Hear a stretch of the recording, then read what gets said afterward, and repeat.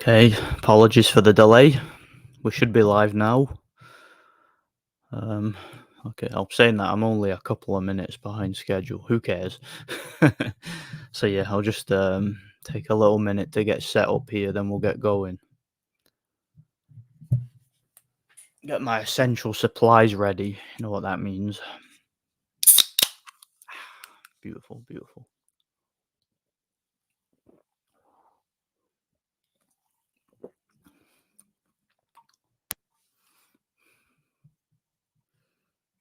So, of course.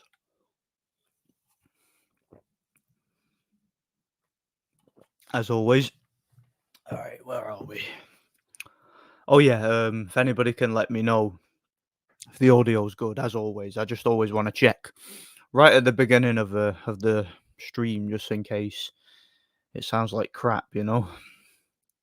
I actually just figured out today, just now, that you can adjust the microphone here to make it so that it doesn't flop down. I didn't even realize that before. Up until now, I've been using the cord to hold it up.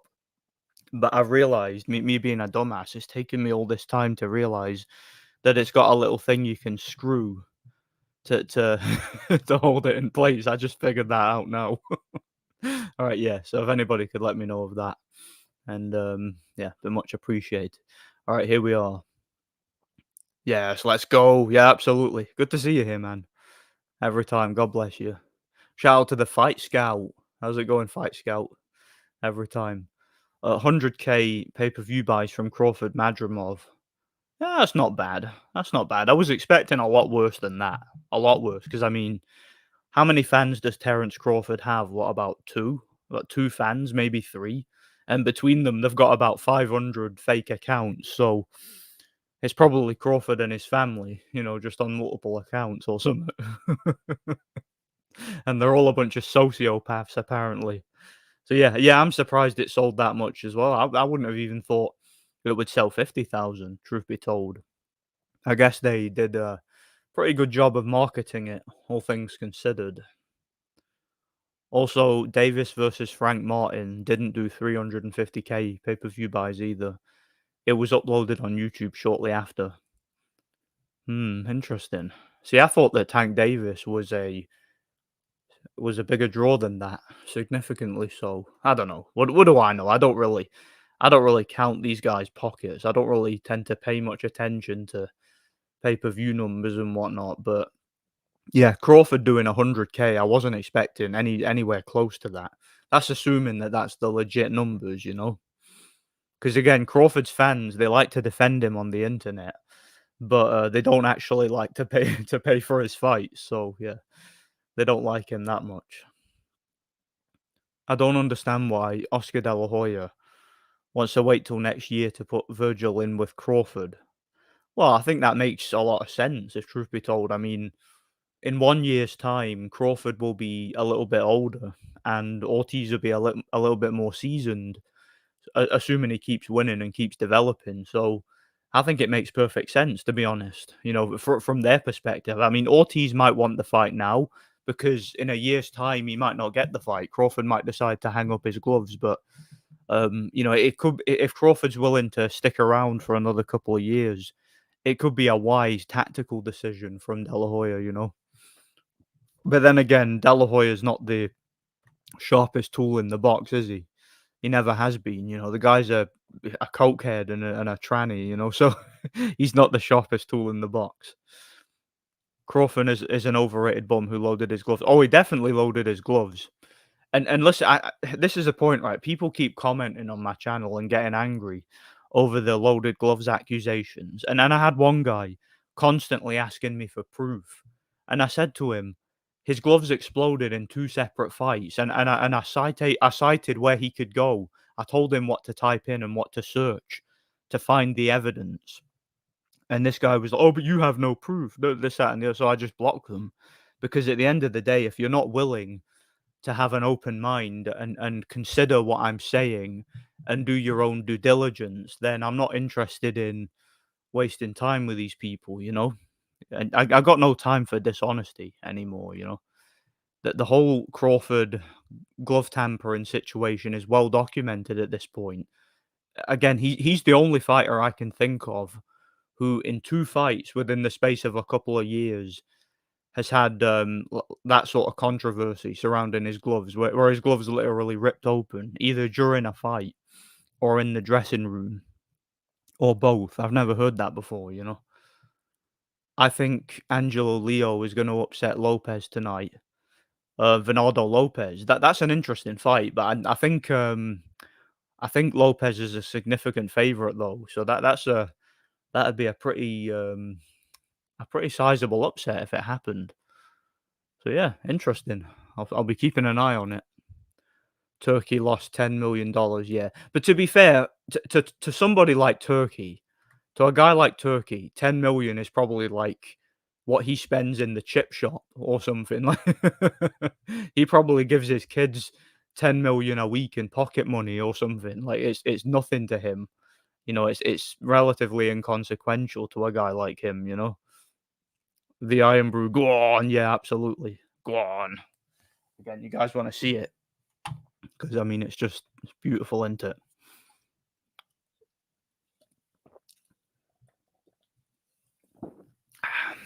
That's what I should do that for just an entire stream. Just drink Iron Brew the whole time. Don't even talk. Just drink, you know. How's it going, man? Yeah, how's it going? Lee Talks Boxing. Good to see you, man. Been watching Paul McCloskey versus Prescott. Thought Prescott got jobbed on the cards. Do you know, I've watched that fight many times. I think it could have gone either way. It's one of them. I think I just gave it to McCloskey. Very close fight. And thing is as well, what was one of the what was could have been the difference in the fight for me was there was a knockdown early in that fight, which shouldn't have been a knockdown.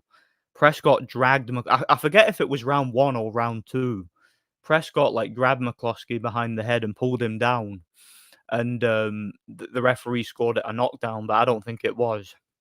But I think if I remember rightly, I think when I first watched that fight, I had it 7-5 McCloskey because I gave Prescott, like, the first 4 rounds or something. I think I gave McCloskey one of the rounds in the first half, and then I think from round 7 onwards, I think the final 5 rounds of the fight, I gave all of them to McCloskey. So I had it like yeah, I had it like 7-5 McCloskey, something like that, because I gave him, like, the entire second half of the fight. But, like, Prescott dominated most of the early rounds, but I just thought, like, he gassed midway from, like, round 6 or 7, and then he did nothing in the second half of the fight, and I thought McCloskey just outworked him and won on points. It was a close fight, though, very close one. I remember watching that fight live. I've watched it several times since. That was the same night as, Vitaly Klitschko versus Thomas Adamek, if I remember rightly. It was the same night. Turkey should spend all his money housing all the illegals in the UK. Yeah, yeah, exactly. He could house them all in the Middle East somewhere and get rid of them, you know? I don't think Crawford is a sea level or a bum. He's very overrated, though. Yeah, but some people are gonna take the bait. You know they are, because they can't help themselves. They can't help themselves. They're easily manipulated, these people. And I've got them wrapped around my little finger. I'm like a puppet master. I own these people.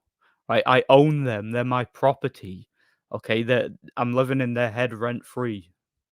And I'm gonna have like if people stop taking the bait, I'll stop putting it out there, you know? 100K buys is a flop. Isn't Crawford meant to be a pay-per-view star? Well, no, Crawford's never been a pay-per-view star, never. And he's never been a big ticket seller or nothing. It's but again, I think that's good for Crawford. I think 100K buys. I think that's good by his standard. He's done a lot worse. Like when he fought would you call it what was his name when he fought Postal? That was on pay per view. I don't think it even did 50. So Crawford's never been a big star, a big draw, never. They lost money, but it was a good card. It was a good card, yeah. Yeah, the Ruiz fight was pretty good. I've watched it a couple of times. The Bacoli fight was an interesting fight while it lasted. It was a good card. You know, there was an upset with the Isaac Cruz fight. You know, that's a fight that warrants a rematch. Split opinions on who should have won it. All being said, it was a good card with some interesting matchups, competitive matchups all the way through. What do you think of Ruiz Miller? Do you know, I've watched it twice. I had Miller winning. I thought it was, but I wouldn't go as far as to call it like an egregious robbery.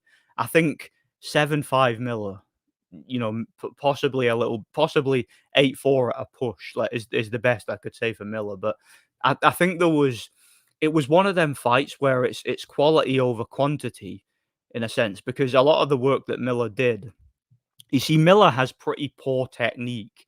He doesn't really know how to turn over his punches or get decent power or extension on them. He's kind of a slapper and just a bit of a brute. And I felt that Ruiz, when he would land a shot, his shots were a lot more sophisticated. He had a great jab, a decent feint game, and whenever he would land something, it was a lot more snappy and effective because Ruiz has much better punching technique and he's much faster. But the problem with Ruiz is it was sparing. The success he would have in the fight was sparing. He would have a burst of like impressive punches, and then he would do nothing for about 30 seconds to a minute, and Miller would just back him up and outwork him. And I just felt that Miller's work, his volume, should have got him the win. I had him a couple of rounds up, but again, I wouldn't call it a flat out robbery. Like, I think that it was a situation where it was feasible in my mind that a judge watching it from a particular angle might have given some of the rounds to Ruiz or might have thought it was a draw, like, they might have struggled to split them. I think it was a fair, it was a genuine situation where you had 3 judges watching from different angles who could have feasibly saw different things, if that makes sense. So, it was controversial in the sense that I thought Miller won, but at the same time, I think it's feasible that looking at it from a specific angle, you would struggle to split them. So I thought a draw was a fair result, taking that into consideration, and it wouldn't have been, like, beyond the realms of possibility that you could have given it to Ruiz, if that makes sense. So, yeah, I had Miller winning, but I could see an argument for a draw or for Ruiz. The establishment will come out making threats to streamers. Yeah. Yeah, to the people streaming it. Yeah, because 'cause they'll be losing money based on that. Although, to be fair, that's something you'll never stop as long as the internet exists. There'll always be piracy. There'll always be streams. It's just what you're gonna do about it. It's just the way it's part of the course. Yeah, but then Virgil won't get the credit for beating him. Well, I think he will. I mean, Crawford's not that old. What old is he? How old is he? What, 36, 37? If they fight next year, he's not going to be, yeah, he'll be a little bit older, but he's not going to be that much older to where it won't look good on the resume. Hi, Nordic. Yeah, how's it going, Shane? Do you watch kickboxing? I've not watched kickboxing in a long time, but Lee Talks Boxing actually did a prediction video for a kickboxing fight, and I'm gonna be looking that up when I get the chance. When I find the time, I'm gonna be looking into that fight, whoever it was. I don't know the guys because again, I don't really follow kickboxing, but when I have watched it, I've really enjoyed it. And there's a couple of like kickboxing channels that I watch. Guys who drill and teach kickboxing and all that because it's something I've wanted to actually learn. I'm actually thinking of taking up kickboxing as well as Brazilian jiu-jitsu. I'm looking at taking them both up at some point. So yeah, I probably will start watching the sport a bit just to learn it a bit. Like the fundamentals and whatnot. Yeah, I find it fishy as well. Yeah, you never know if those are the real numbers. Yeah, God bless you too, man. God bless you too. How's it going, Powell? Good to see you, man. Yep, salutations, everyone. Good to be with you. Yep, absolutely. God bless you. Odds for Leo have narrowed, but I bet on him when the fight was first announced. Lopez has only beaten a shot Josh Warrington and Conlon. Yeah, yeah, that's an interesting fight. It is, and if that would be a pretty smart bet if it pulls off. Because he was, I know what I looked at the odds for that, and he was a big favorite. Lopez was because I was looking at betting on that fight too, but I just thought it seemed based on the odds, it seemed like a mismatch, so I didn't bother, you know? The Iron Brew that comes in the bottle is a different class. Yeah, the glass bottle. I like a nice glass bottle of Iron Brew. But for some reason, I really like these tall cans. I think it tastes nice in these as well, and they're just a little bit more convenient sometimes, you know? Ortiz versus Boachuk prediction, yeah, that's coming up tonight, isn't it? I think that's a very hard fight to call, and, like, when I first heard about that fight, when it first got signed, and I was very, very tempted to pick Boachuk because I think Boachuk, although he's shown his vulnerabilities in the past, I think he has just the right kind of attributes to really trouble to really trouble Virgil Ortiz, who we know has been very inactive over the past couple of years. And not only that, but Virgil Ortiz, as I've talked about several times on here, he's got that rhabdomyolysis disease, whatever it's called, the thing that CrossFitters get and bodybuilders and whatnot, where you know you basically overtrain and your body doesn't get enough nutrients and it ends up becoming very susceptible to disease and injury and whatnot.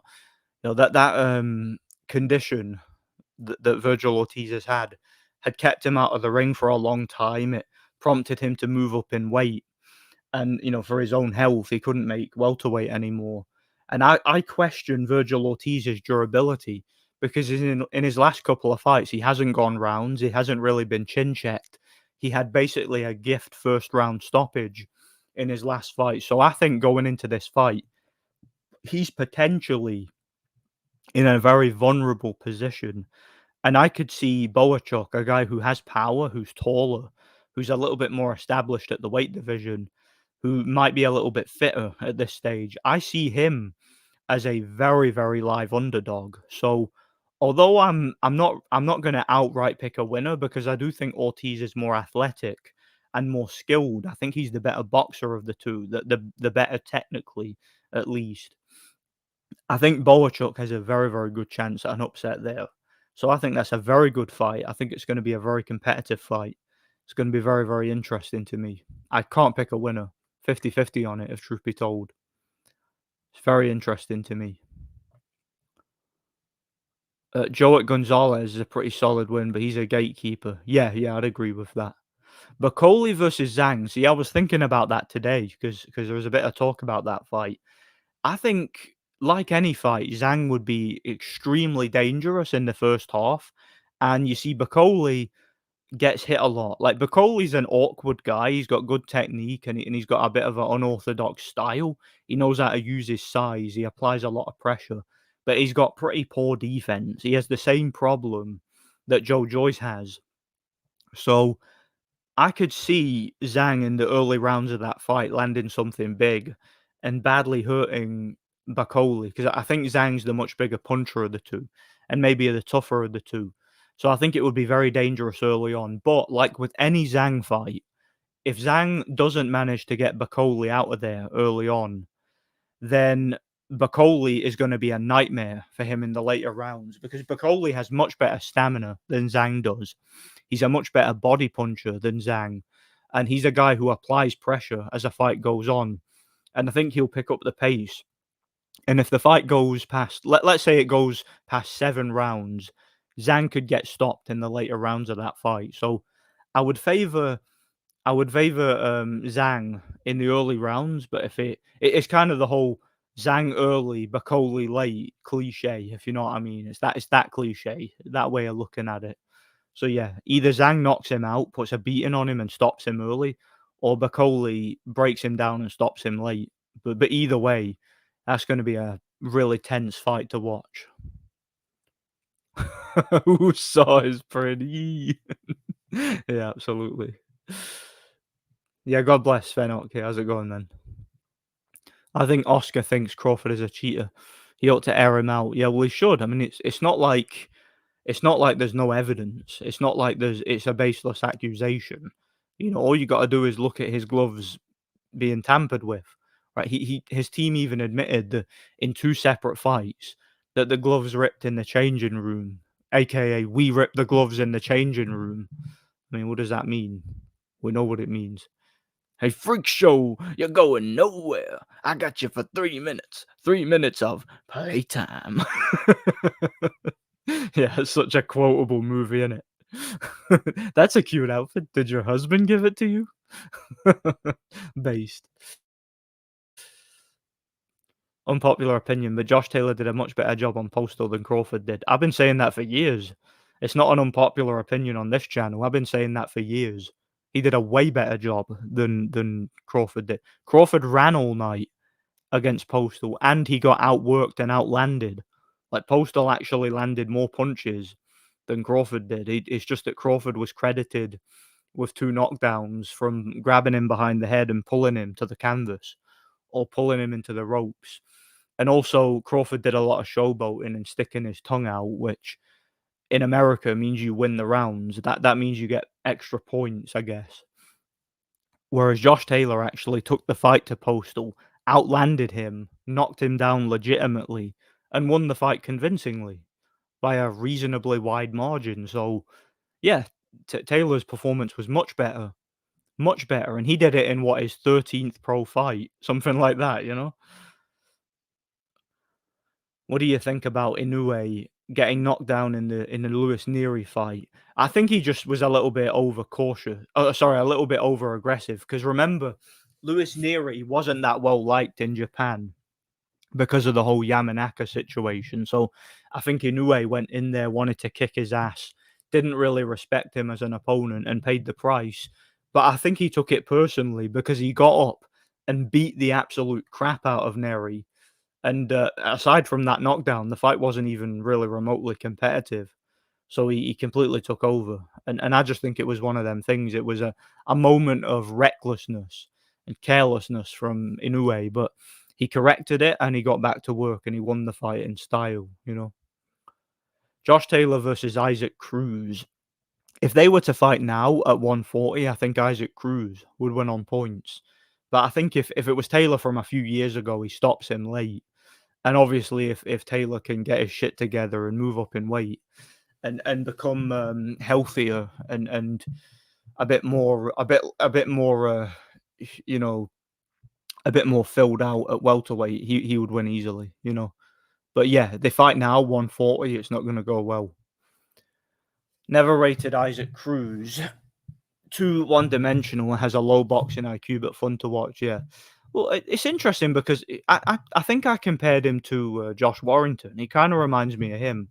He's got a lot of talent and a lot of skill, but he just doesn't really apply that skill in a lot of his fights. He comes forward really aggressively and tries to fight inside, and he's one of these guys who you think if he were to just take his time and box behind a high guard, he could do a lot better than he does. I think he could. I think he could really. What's the what's the word I'm looking for? Like I said, he reminds me of Warrington. He's got that gun ho football hooligan vibe about him, where he wants to be this tough, macho, hard man in the ring. Whereas you just get the sense that this guy's got very good fundamentals, very good timing. He's got a good high guard when he uses it, good balance. He's difficult to hit. He moves his head. Why doesn't he just take a step back and think about what he's doing and just box his way in with a jab? Like, if he were to do that, he would still be exciting. He would still be entertaining to watch. But it's a situation where it would be more sophisticated, you know, in the way he goes about it, and his fights wouldn't be so messy and scrappy. He wouldn't get tied up as much. So that's how I see it. You know, I think he's a very good fighter, but I think his last fight should be kind of a reality check for him. You know, to kind of be a bit more tactful with the way he goes about it. Rui's hand looked terrible after the fight. Yeah, yeah. Well, I haven't actually looked at his hand, but I just seen the fight twice. And like I said, it was a situation where I think Miller won the fight. I think he outworked him, and I think that his work rate and his pressure should have got him the win. But like I said, it's feasible that a judge watching it from a particular angle could have had it a draw, because a lot of the rounds just looked difficult to split because a lot of the work that Miller was doing was completely ineffective. And those short bursts of sort of anaerobic bursts from Ruiz were a lot more impressive and a lot more eye-catching. Sorry. So yeah, that's how I see it. But very close fight though. I reckon either Zhang or Bakoli could be a champion belt holder. Oh yeah, either one of them could. I mean, Zhang's already been. I know it's a belt of sorts. You know, he's already been an interim champion. So and with that kind of power, it's only going to take one big left hand or one big right hook for him to beat anybody. I mean, he could beat anybody on an off night. Basically, same with Bakoli. You know, when you got that kind of size, that kind of power, you know, it's the heavyweight division. Anything can happen. You know, anybody can have their day at heavyweight. Ruiz won the first 4 rounds and was just gassed after that. I don't see, I don't know about that because, yeah, he won the first 4 rounds in the eyes of a lot of people, and then Miller kind of completely took over by round 5. But see, towards the end of the fight, I felt that Miller also gassed because Miller threw a lot of punches in the mid portion of the fight, and for a lot of it was horribly ineffective. And I felt that Ruiz started to realize that as the fight went on. He realized that Miller couldn't really hurt him because there was even a moment in the fight where Miller was just spamming straight right hands. And Ruiz seemed to realize that there wasn't a lot of power or very good technique on them. So he started throwing punches with Miller and kind of trying to catch him on the counter. And I felt that Ruiz just had his moments. There was a lot of eye-catching moments in the later rounds from Ruiz, which is why I think the judges had such a hard time splitting them in a lot of the rounds, you know? So yeah, I do think Ruiz gassed, but I think he got a little bit of a second wind because he kind of got excited when he realized that Miller was starting to gas, if that makes sense, you know? I didn't think Cruz was going to lose to Valenzuela. Yeah, most people didn't. I think he was the favorite for that fight. Imagine how good Ruiz could be if he trained properly and his diet didn't consist of tacos and pizzas. Yeah. Yeah, man. Like again, it's kind of a cliche at this point with Ruiz. Like, but I mean, the guy's literally morbidly obese. But you do have to imagine if this guy was a dedicated athlete, if he took the sport seriously and trained and actually had a proper diet, like this guy could be, and I'm not saying he'd be like the best heavyweight of all time or anything like that, but you have to imagine he'd have been a champion for a lot longer. You know, he wouldn't have just won a title on basically a fluke and then lost it in his first title defense. Presumably, he would have had some defenses. He would have had some sort of run as champion. I would have thought anyway.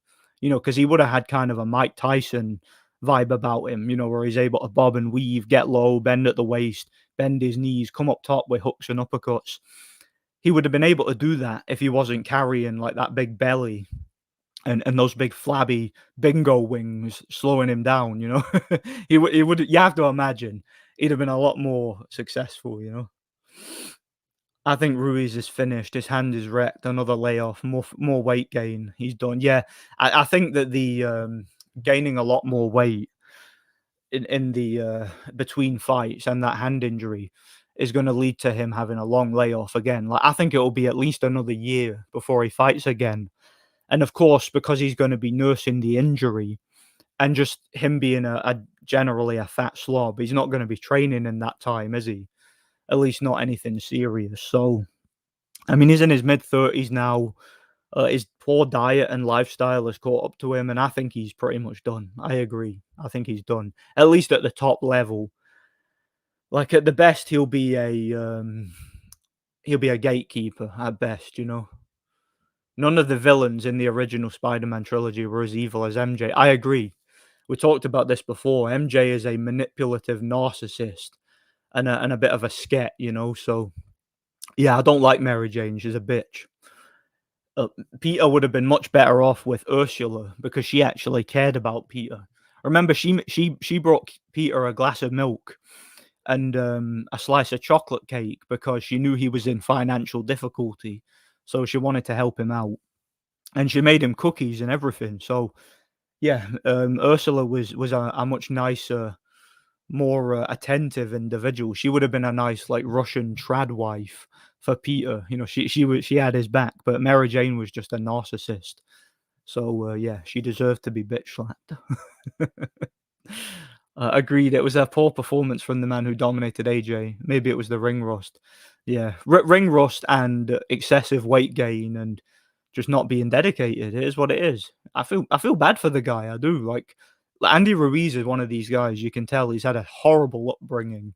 He's quite immature in a lot of ways, and he just I don't know, man. He doesn't seem to have his faculties about him. He doesn't seem to have any discipline at all. It's sad. It really is. More weight gain, Ruiz. Yeah, yeah, exactly. If Bacoli, yeah, exactly. If Bacoli can survive the early rounds, he wins easily. But it's it's easier said than done getting through the early rounds against a guy like Zhang, who's that big a puncher, you know. But yeah, the lack of stamina for Zhang is a big deal, you know. I lost my ass betting on Cruz. I know Valenzuela kind of got ripped off against Colbert, but just the fact that he went life and death with him, I thought he didn't have a chance against Cruz. Yeah, well, I didn't know much about Valenzuela, so I didn't think much of it either way, you know. But I did rate Cruz to an extent, but I do think he's a talented but flawed fighter. But he can improve after that, you know. John Jones is scared of Tom Aspinall. He's gonna retire after his fight with Stipe. I don't know, man. I don't really follow MMA. I know John Jones is one of the greatest strikers of all time, though. I know that. But yeah, I've heard a lot of people sort of in the crossover and MMA community are saying that Tom Aspinall is being ducked by him, you know. Muay Thai is better than kickboxing, yeah. Well, when I say kickboxing, I just mean all aspects of it, because you know Muay Thai is just a different style of kickboxing, really, isn't it? You know, it's a little bit more versatile, a little bit more aggressive. You know, they do things like elbows and knees and stuff like that. It's just a different tradition, a different way of training it, but it's essentially the same sport. You know, so the reason I want to try kickboxing is just I've never really been taught how to kick. You know, boxing's always been my thing. So I think that it would be good to learn some different types of strikes and some grappling. I just want to learn. I'm at a stage in my life now where I like to learn things, like to learn new things, just for my own well being. You know, Nordic Brazilian Jiu Jitsu is castrated judo. Go for that or sambo or some form of wrestling. Yeah, yeah. That's the thing again because I've never been taught how to wrestle. I know nothing about grappling really. It's something I've never really practiced. I've never trained. I've never really been to a gym that really teaches that stuff. So it's something I'd like to learn. Like whatever works, whatever would work for me. Brazilian jiu-jitsu, judo, whatever, any sambo, any type of wrestling. I just want to learn how to do it. You know, I just want to learn things because I don't really know that much about martial arts, and I reckon I should. You know. The sport that I have the most luck gambling money on is Olympic weightlifting. Now I just need the Lasher guy from Georgia to win. Yeah. I've not really watched a lot of Olympic weightlifting. I have seen some. Like I've seen that they do some of those overhead cleans and all that. That like it's crazy how they do that. You know, they pick it up from the ground. They do like a power clean and then they lift it over their heads. I don't know how people do that. Like like insane the body mechanics and the genetics you have to be to lift that amount of weight from the ground to a full overhead press.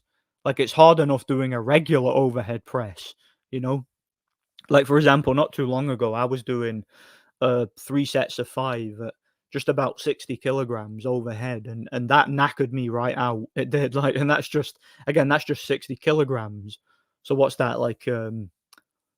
I don't know what 150 pounds, something like. I don't know, whatever. Maybe not that much, but yeah, it's I could never do Olympic weightlifting. I think Olympic weightlifting would destroy my body if I tried it. Like I don't think I have the genetics for it, you know. I don't know why people care about winning Olympic medals. They mean absolutely nothing. Yeah, yeah. I think in certain countries it's held in much higher regard than others. Like in Eastern Europe, Olympic boxing and just amateur boxing in general is a lot more it's a lot more of a profitable thing. Like a lot of them get paid to do it, if that makes sense. Like in Germany, a lot of the, like, Olympic level amateur boxers actually got paid to box. You know, it was a full-time job for them, whereas in the UK, hardly anyone gives a crap about amateur boxing, you know? And it's probably the same with a lot of sports, you know? Joseph Parker is the most boring top 10 guy. His fights are almost always dull, yeah. I think Joseph Parker strikes me as he's kinda like myself in a sense. Like, I don't know, see, like, when I spar, I really hold back. Like, I don't really wanna hurt the guy I'm sparring with. And I kinda I'm a bit of a glutton for punishment. I take too much. I kinda let the other guy hit me and stuff. And I just work on my guard, and I don't really fire back as much as I should. Joseph Parker's kinda like that, but in actual fights, like, not even just sparring, he's like that in actual fights, and it's weird because it's like, if you're in a fight, you think you get yourself psyched up, you know, to go through with the job and do what you have to do, but Joseph Parker just seems like he's too nice for boxing. He doesn't wanna hurt the other guy, and he would rather just win with ease on cruise control behind a jab and minimize damage. And I guess that's just his personality, you know. That's why his fights tend to go the way they do, you know. Why he tends to go the distance when he's got the ability to go a stop for a stoppage, you know. I would pick Usyk to beat Bakoli comfortably. Yeah, I agree with that. I do. Bakoli has shown that he struggles with smaller guys who can move and have good stamina. Yeah, yeah. The obvious example of that is Michael Hunter, who put an absolute beating on him. I do think Bakoli has improved a lot since that fight, but at the same time, I think, it would always be a problem because Bacoli is a guy who he's not the most fluid guy in the ring. He doesn't move that well compared to someone like Hunter or Usyk, so it would always be a problem. But against, like, the more stationary, um, more flat-footed guys in the division, he's gonna be a big problem. I mean, could you imagine him against someone like Chisora or Ruiz? Like, those guys would have an absolute nightmare with Bacoli, you know? Boychuk is a tough dude. He stopped at Rafael. I'm not even gonna try to pronounce that name.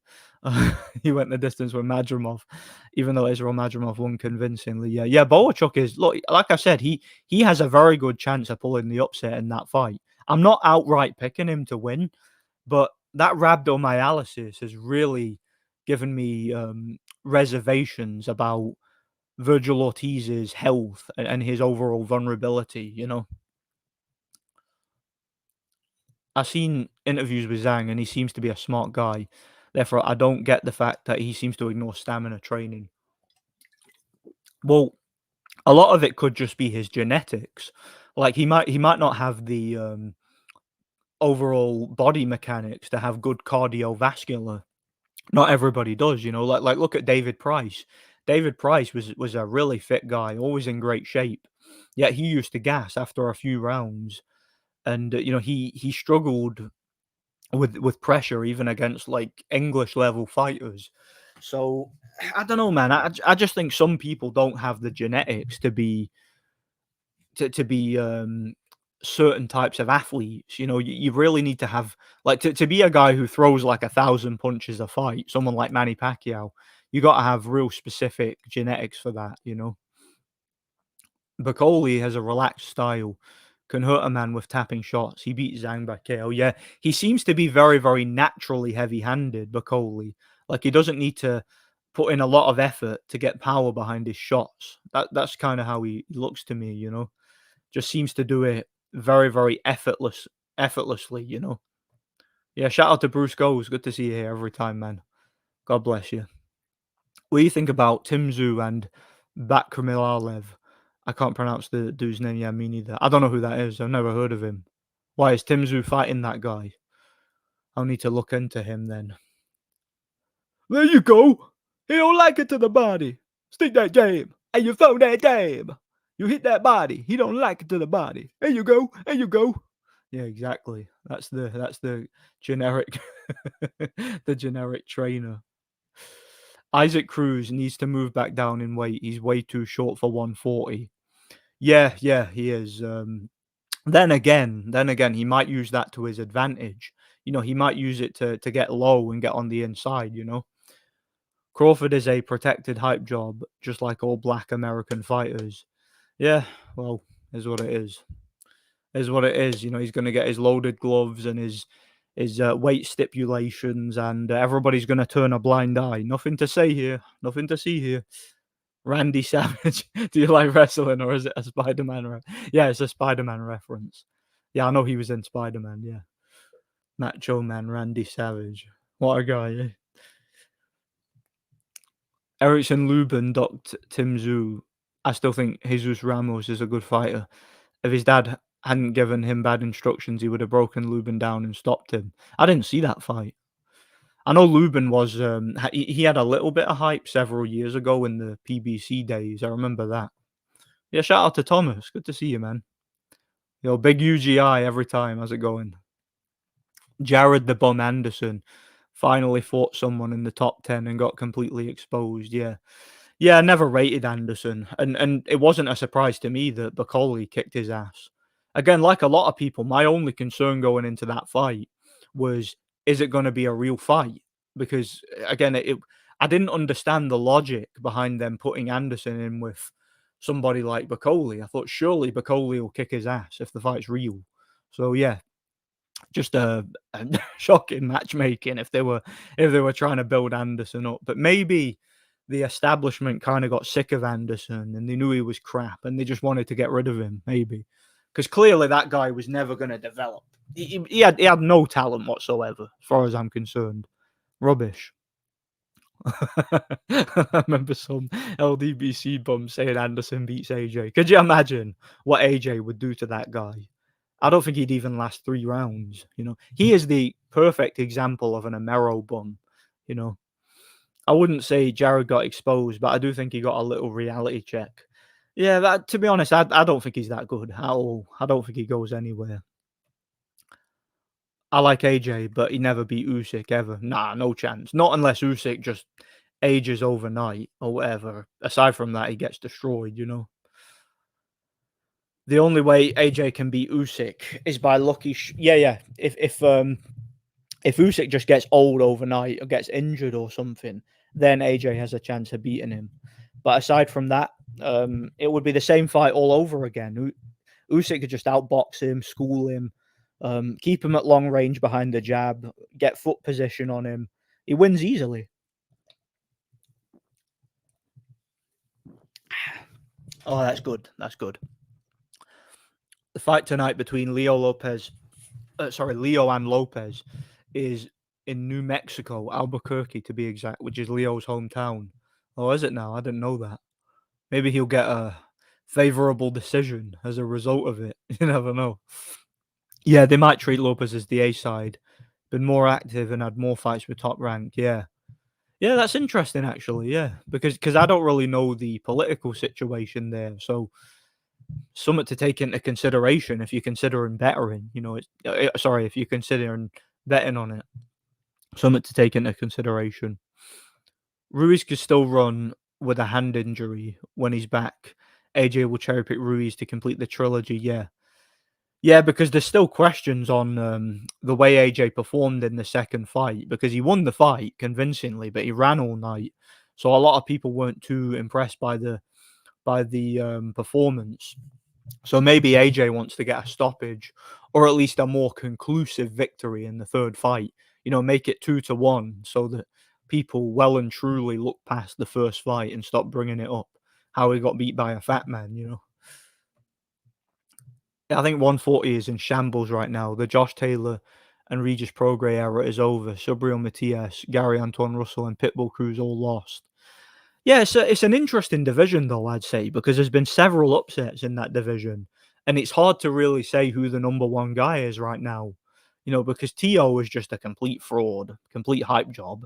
Like you say, Taylor, Prograis, they're basically done in that division. Jack Catterall is just a spoiler and a completely manufactured fighter who shouldn't really be where he is. You know, Pitbull Cruz was considered up until that last fight to be probably in the runnings for being the top guy. He ended up losing, and same with Russell and Matthias. They both lost relatively recently, so it's open to interpretation who the best guy is, and I think that makes it in a way more interesting. You know, But yeah, it's in shambles. I see what you're saying. Yeah, AJ could KO Ruiz right now. He's definitely in a lot better condition now than Ruiz is, especially with the hand injury. All MJ talked about in the third movie was herself, and her entire character was just being jealous of Peter and cheating on him. Yeah, she cheated on somebody in every. Well, not in the first movie, but she implied in the first movie that she was going to cheat on Harry. In the second movie, she cheated on John, and in the third movie, she cheated on Peter. So yeah, she's a scat, absolute scat. And I hope that Peter finally sees her for what she is sometime after the movie's ended, and hopefully he ends up marrying Ursula because she was good to him. They suited each other, I think. Jared Anderson versus Michael Hunter. Well, right now, Michael Hunter is so inactive and has looked so bad in his last couple of fights that Anderson might actually have a chance of winning that. Prime for prime, Hunter destroys him, probably stops him easily. There's one prospect at 140 called Tito Mercado, who is good. I've never heard of him. I have to look into him because I've never heard of him. Timeout. I don't know who that is. John Jones is creepy. Yeah, he's a bit of a weirdo, isn't he, John Jones? He's a great fighter, but he's definitely a weirdo. Uh, Good evening. Yeah, how's it going, man? God bless you. Have you ever caught Anatoly lifting? Anatoly, do you mean the YouTube channel Anatoly? I've seen that channel, yeah. I think that guy is fake. Actually, I think he's a prankster, and I think he uses fake weights. I don't think he's real at all. Like he's probably a strong guy. Don't get me wrong, but he definitely uses fake weights in his videos. I've no doubt about that. You know. But yeah, I've seen some of the prank videos. They're quite funny.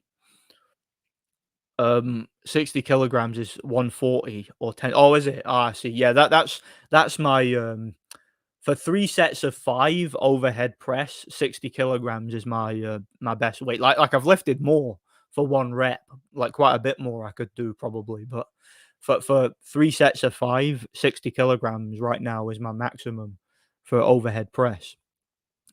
But overhead press is like that's the hardest lift. There's something about it. I don't know what it is. I think it might be because, the weight has so much more much more um distance to travel from the ground. It makes it heavier when you hold it above head. So you're not really engaging your shoulders and your pec muscles and whatnot. So it's much harder to overhead press than it is to bench press.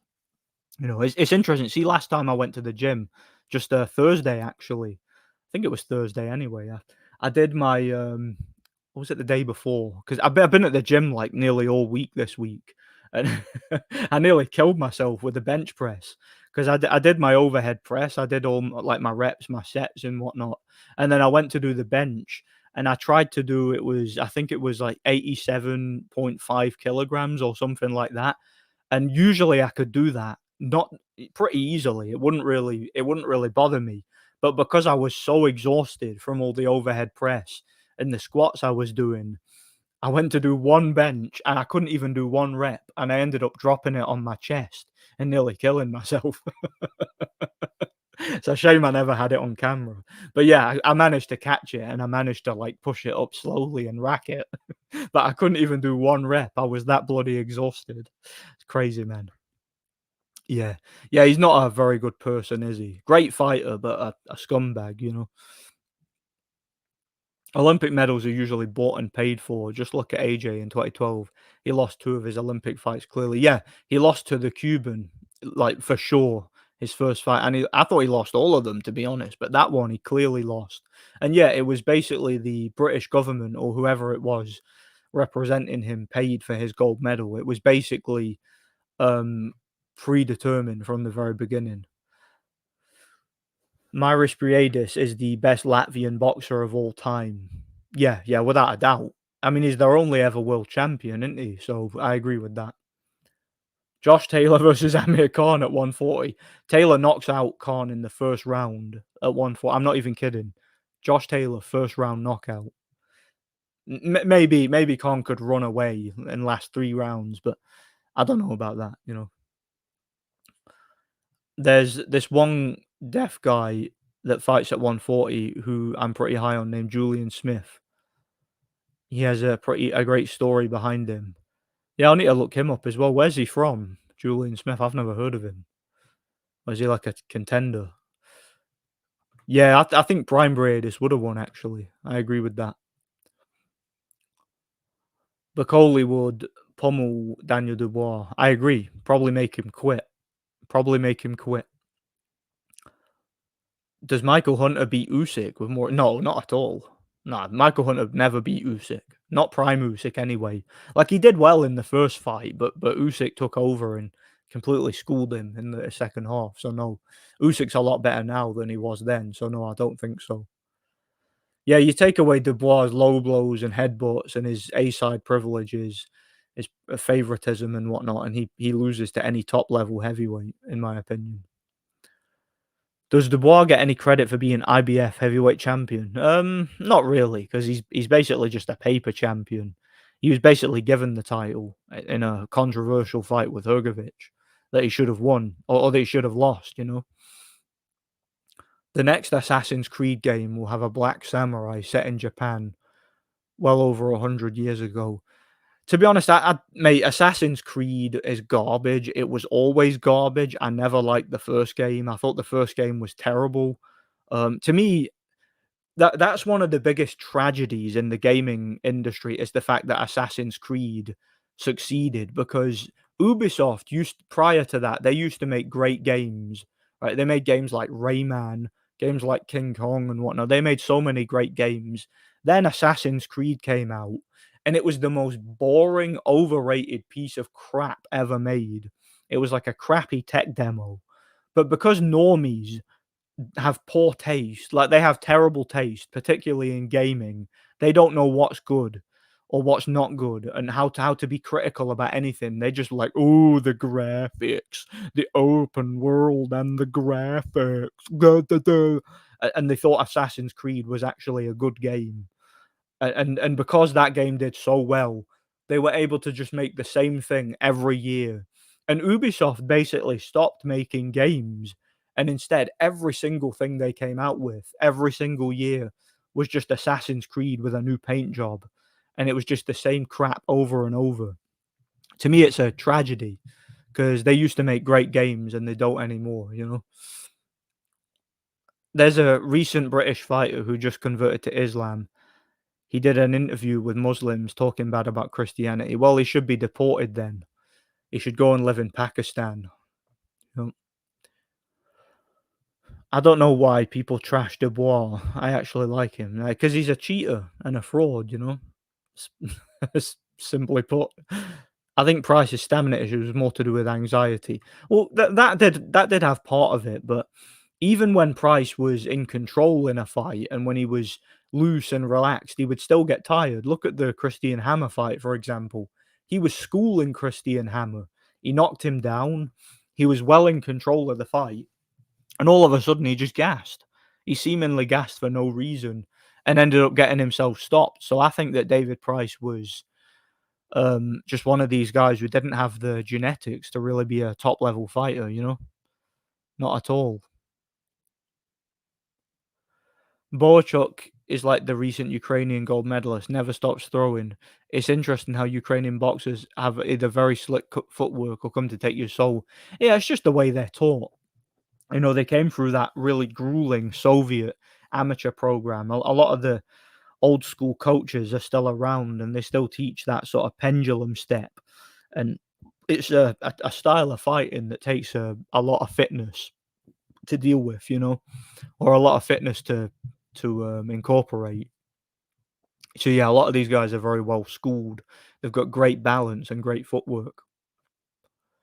Yes, Sven Price would get scared when he can't hurt a man. Yeah, maybe that's what it is. Maybe he would hit a guy so hard, and if they didn't go anywhere, he would kind of panic and not know what else to do, and it would cause him to have a panic attack, like Sven was insinuating. You know, Peter wanted MJ when Betty and Gwen were right there and saying, yeah, exactly. He was infatuated with MJ. He was kind of obsessed with her, and he kind of couldn't get her out his head from when he was a young boy. So it was just a situation where he um he just didn't know any better, and that's it. You know, he was so obsessed with Mary Jane to the point where he couldn't see what was right in front of him. Like when Ursula was like practically throwing herself at him and you know, making him chocolate cake and milk and everything, and just being a good wife essentially, and you know, showing she'd be a good mother. Mary Jane was just bitching and moaning, saying, "I want to be an actress. I want everyone to like me, blah blah blah. And if you don't like me, blah blah, I hate you. And you should come to my play, even though you can't afford it because you're working two jobs and you live in a bedsit and you can't afford to pay your rent. You should just drop everything and come and watch me and worship the ground I walk, worship the ground I walk on, and be a simp." And Peter just didn't understand. Like I think he was so stressed out and so you know, had his mind so worn out by being Spider-Man and all his responsibilities and everything he had to deal with, you know, working two jobs, having to pay his rent, taking care of his aunt, you know, the guilt for what happened to his uncle. And I think he had a blind spot, and that blind spot was Mary Jane. He couldn't see how bad she was for him. She was like a succubus. If you've ever heard of what a succubus is, that's what she was like, and she just drained the life out of him and made him miserable. Whereas someone like Betty or someone like Gwen or someone like Ursula would have been so good for him, you know? You see that in a lot of media, a lot of movies and whatnot, in a lot of literature. You know, the protagonist often has a toxic relationship with somebody, you know. Dave Allen versus Prime Muhammad Ali. I'd give Allen a great chance. Yeah, Allen probably knocks him out. Like unironically, he probably does. But try telling that to someone on a boxing forum. They'll go off their head if you tell them that, you know. Does Bakoli beat Fury pretty easy like Ngannou did? Or could Tyson at least be competitive? Um, Hold on a sec. Does Bakoli beat Fury easy like Ngannou did? No, I think if Fury actually takes that fight seriously and he's in shape, I think Bakoli would have a puncher's chance. But I think Fury's a little bit too slick for him, and he'd outbox him. Plus, Fury easily beat Ngannou anyway. He just toyed with him and carried him for 10 rounds. You know, that was a rigged fight. You know, yeah, Anderson's just an Amero bum. He's garbage. Um, Richard, I don't know. I don't know much about Richard Torres. I've no idea. What do you think, Crawford versus Boots? I think Boots is very unproven. Crawford has just got way too much experience for him right now. Way too much experience. He's way too durable. We've never seen Boots in with anybody even remotely his own size or his own skill level and size. So yeah, I think that's a mismatch right now in terms of what we know about both guys. Yeah, yeah. Turkey has more power than Jay Prince. He's certainly got a lot more money and a whole country's worth of like bloody oil money. So yeah, he's probably a lot more well connected, I'd say. Yeah, I agree. Tyson would have knocked out Ali. I agree. Completely different level. Jared Anderson is a tough dude in a street sense. I think just not a very good fighter. Yeah, he's probably a tough guy, but he's not a great boxer. You know, he's crap by heavyweight um, contender standards, you know. Riddick Bowe versus Bakoli. Riddick Bowe probably on points. They're similar fighters though, stylistically, but Bowe was a lot more technically good. I think he would have outboxed him. Probably won on points. Why do mugs think he can beat Usyk after AJ beats up four bums with Ben Davidson? Because mugs are what they are. You know, they're not really known for their intellect, are they? One sec. Yeah, they're not really known for their intellect. So, yeah, they probably are the same people who thought Dubois would have beaten Usyk when he moved up to heavyweight. You know, clowns, morons, you know. But then again, probably the bottom 3% of society, normies, basically, you know. Where was I? Mike Tyson is kinda overrated. I think many heavyweights beat him. Yeah, like, Mike Tyson, he's overrated. Like, he's definitely a great heavyweight, but he's nowhere near as good as people say he was. Like, people say he was unbeatable, that all his losses wouldn't have happened if he was with Kevin Rooney. That's complete crap. I've never believed that. I think it's just coping 'cause Tyson had a lot of casual fans who bought the hype and the propaganda about him, thinking he was the perfect fighter and he was unbeatable. That was never true.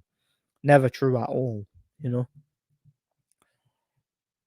It's crazy how short Bo's career was at the top.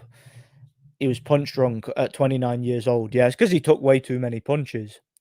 Way too many. Like, he was a great fighter, but he was a lot more, um it was a lot more, crude than someone like Lennox Lewis or the Klitschko's, you know?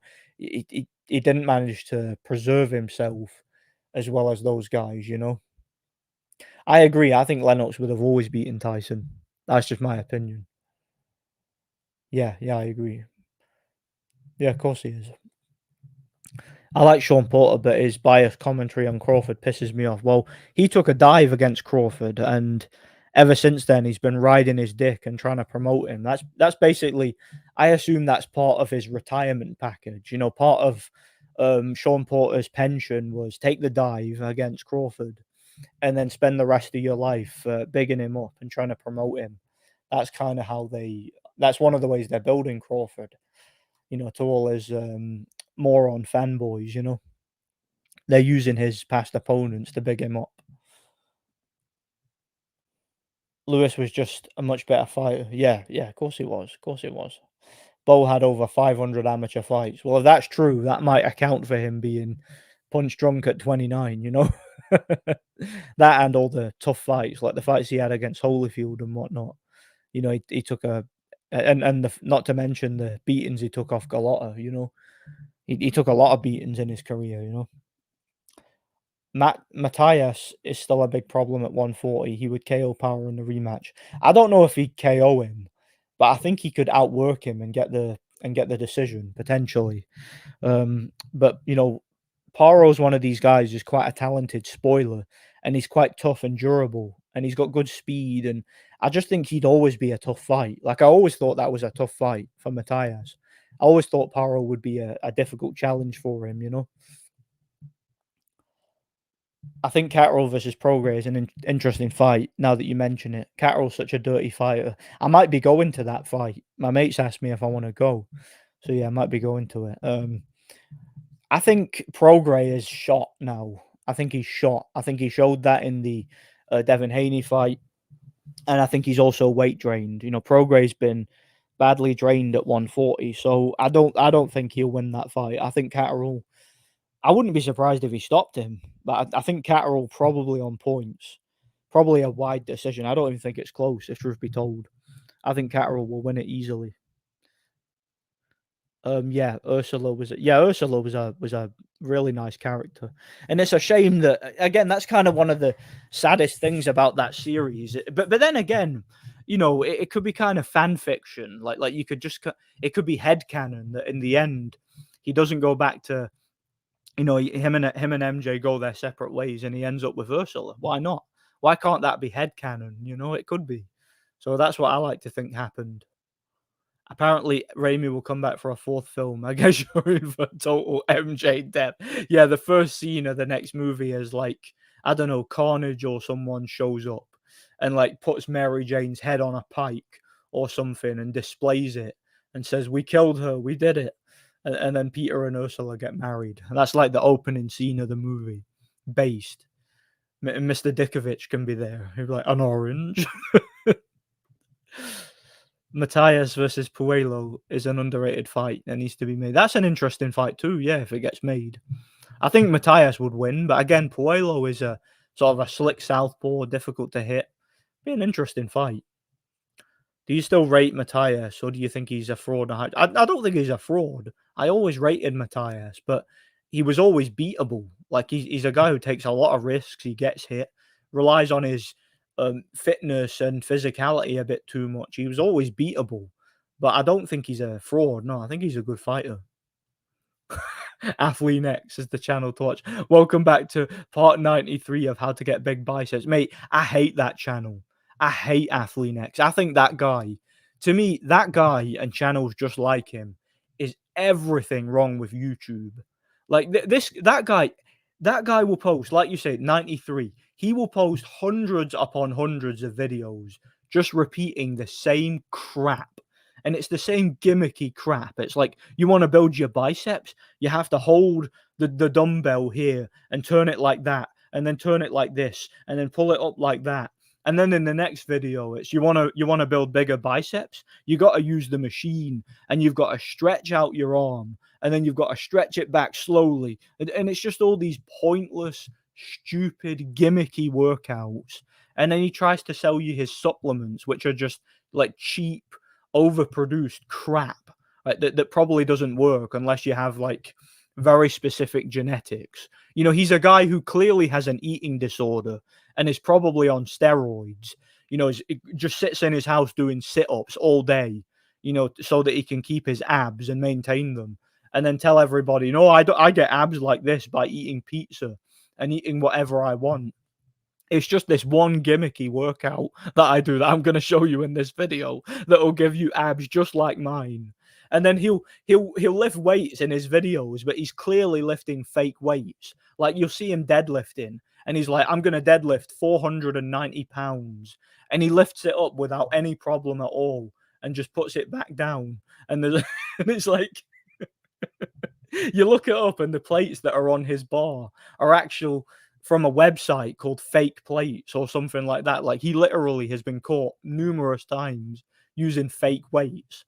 Like there was a video of him doing like dumbbell bench press, but with like like dumbbells that said 90 kilograms on the or sorry 90 pounds on the side. I'm just like, those don't weigh 90 pounds. Like he's actually put a 90-pound sticker on probably like a 40-pound dumbbell, and he's pretending he's that strong when the guy's like he looks emaciated. That channel does my head in, and it annoys me that so many people watched his channel and channels just like him and think that they're 100% legit.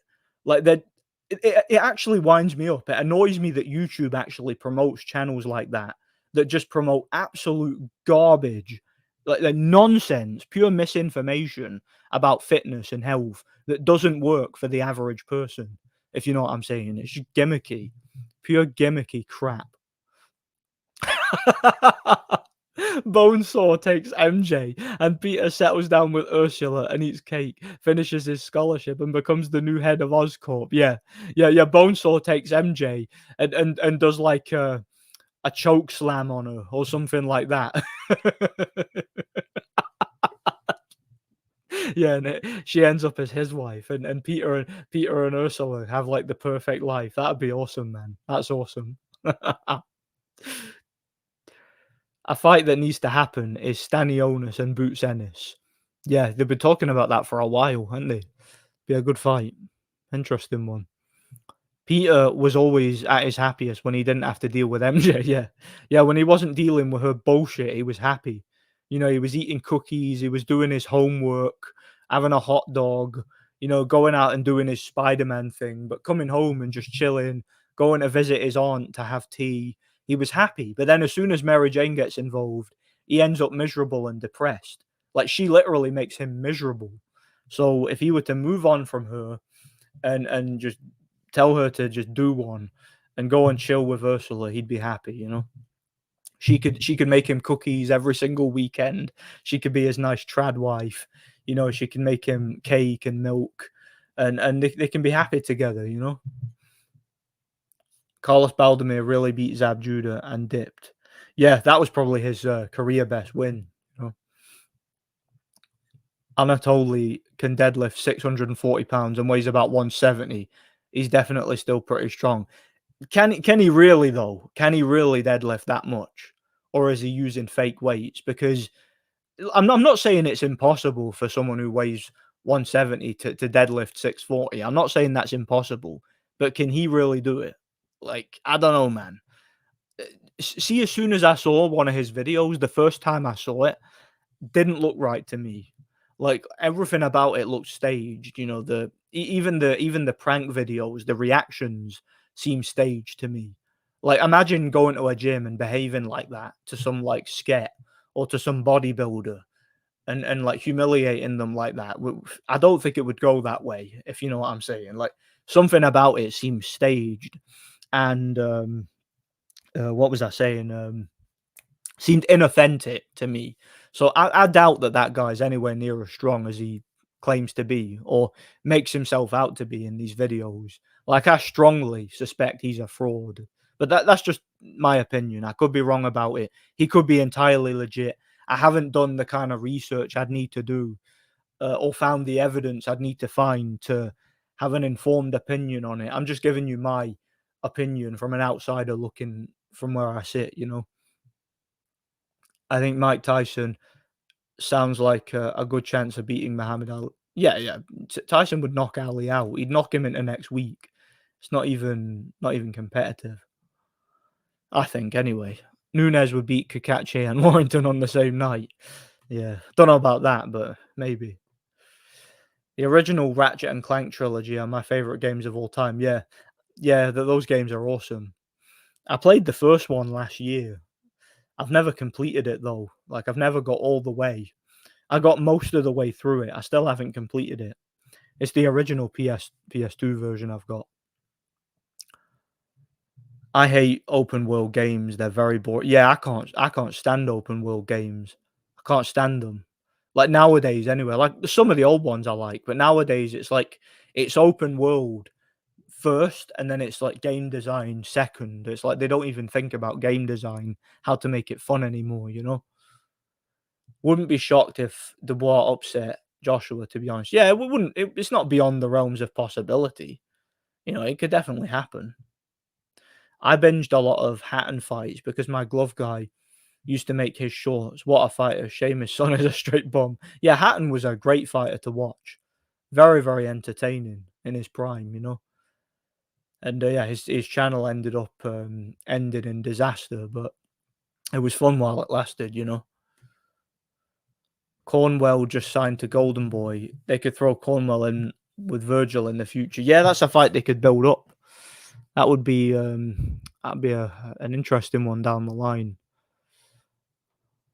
How good was David Price? He was very good, but he just lacked stamina and durability. You know, he just didn't have, in my opinion, like I said earlier, didn't have the genetics to be a top level fighter, but had the dedication and the skill. You know, David Price would actually be really good retrospective video. That's a good shout, actually. I might do that. A David Price career video. That would be fun. Dubois' dad might put the frighteners on AJ. Yeah, he might troll him. He might make multiple accounts and start talking about how great his son is on the internet and troll. Where was I? How good do you think Kendall Holt was? He was okay.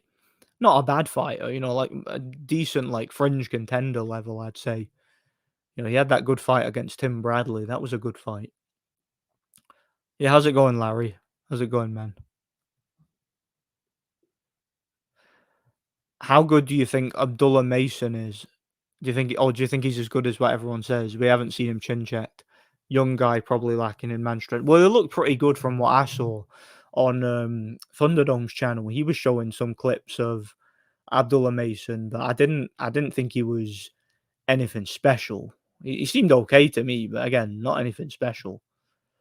Yeah, how's it going, Daniel? Yeah, everything's all good, man. Just a bit worn out this week. Crazy.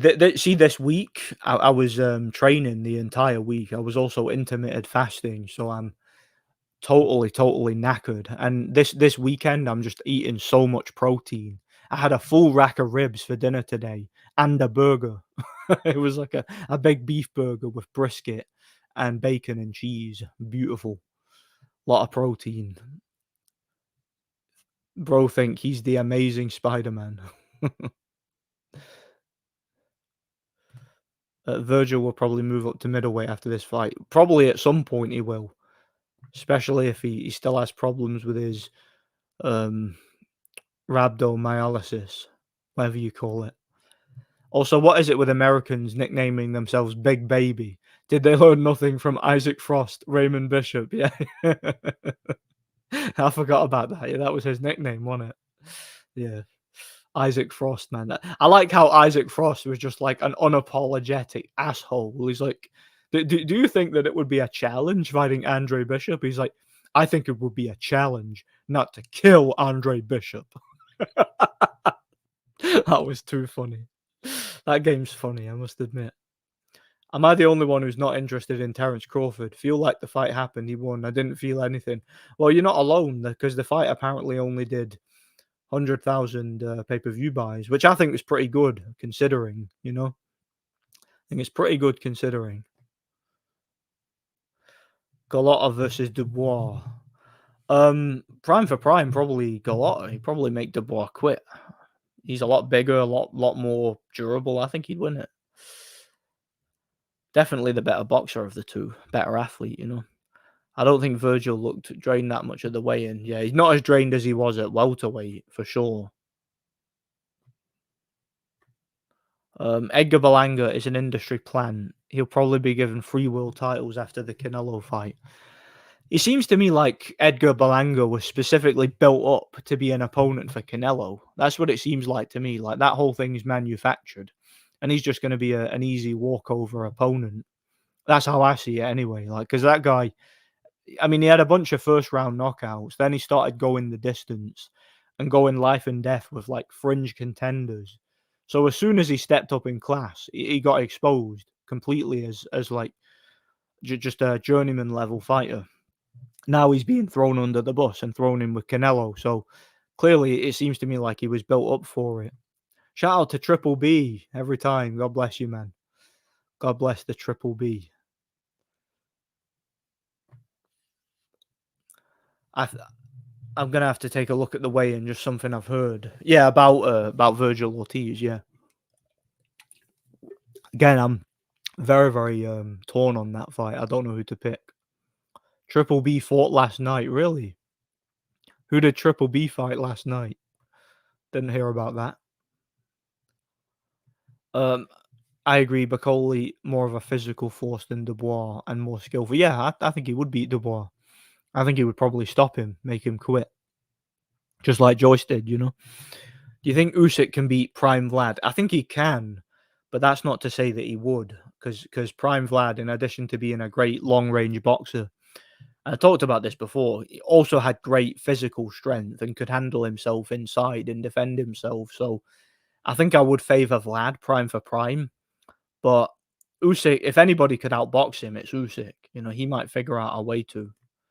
No way Riddick Bowe had 500 amateur fight. Yeah, I thought that didn't sound right to me. 500 seemed a bit excessive. I mean, nobody has that many amateur fights, do they?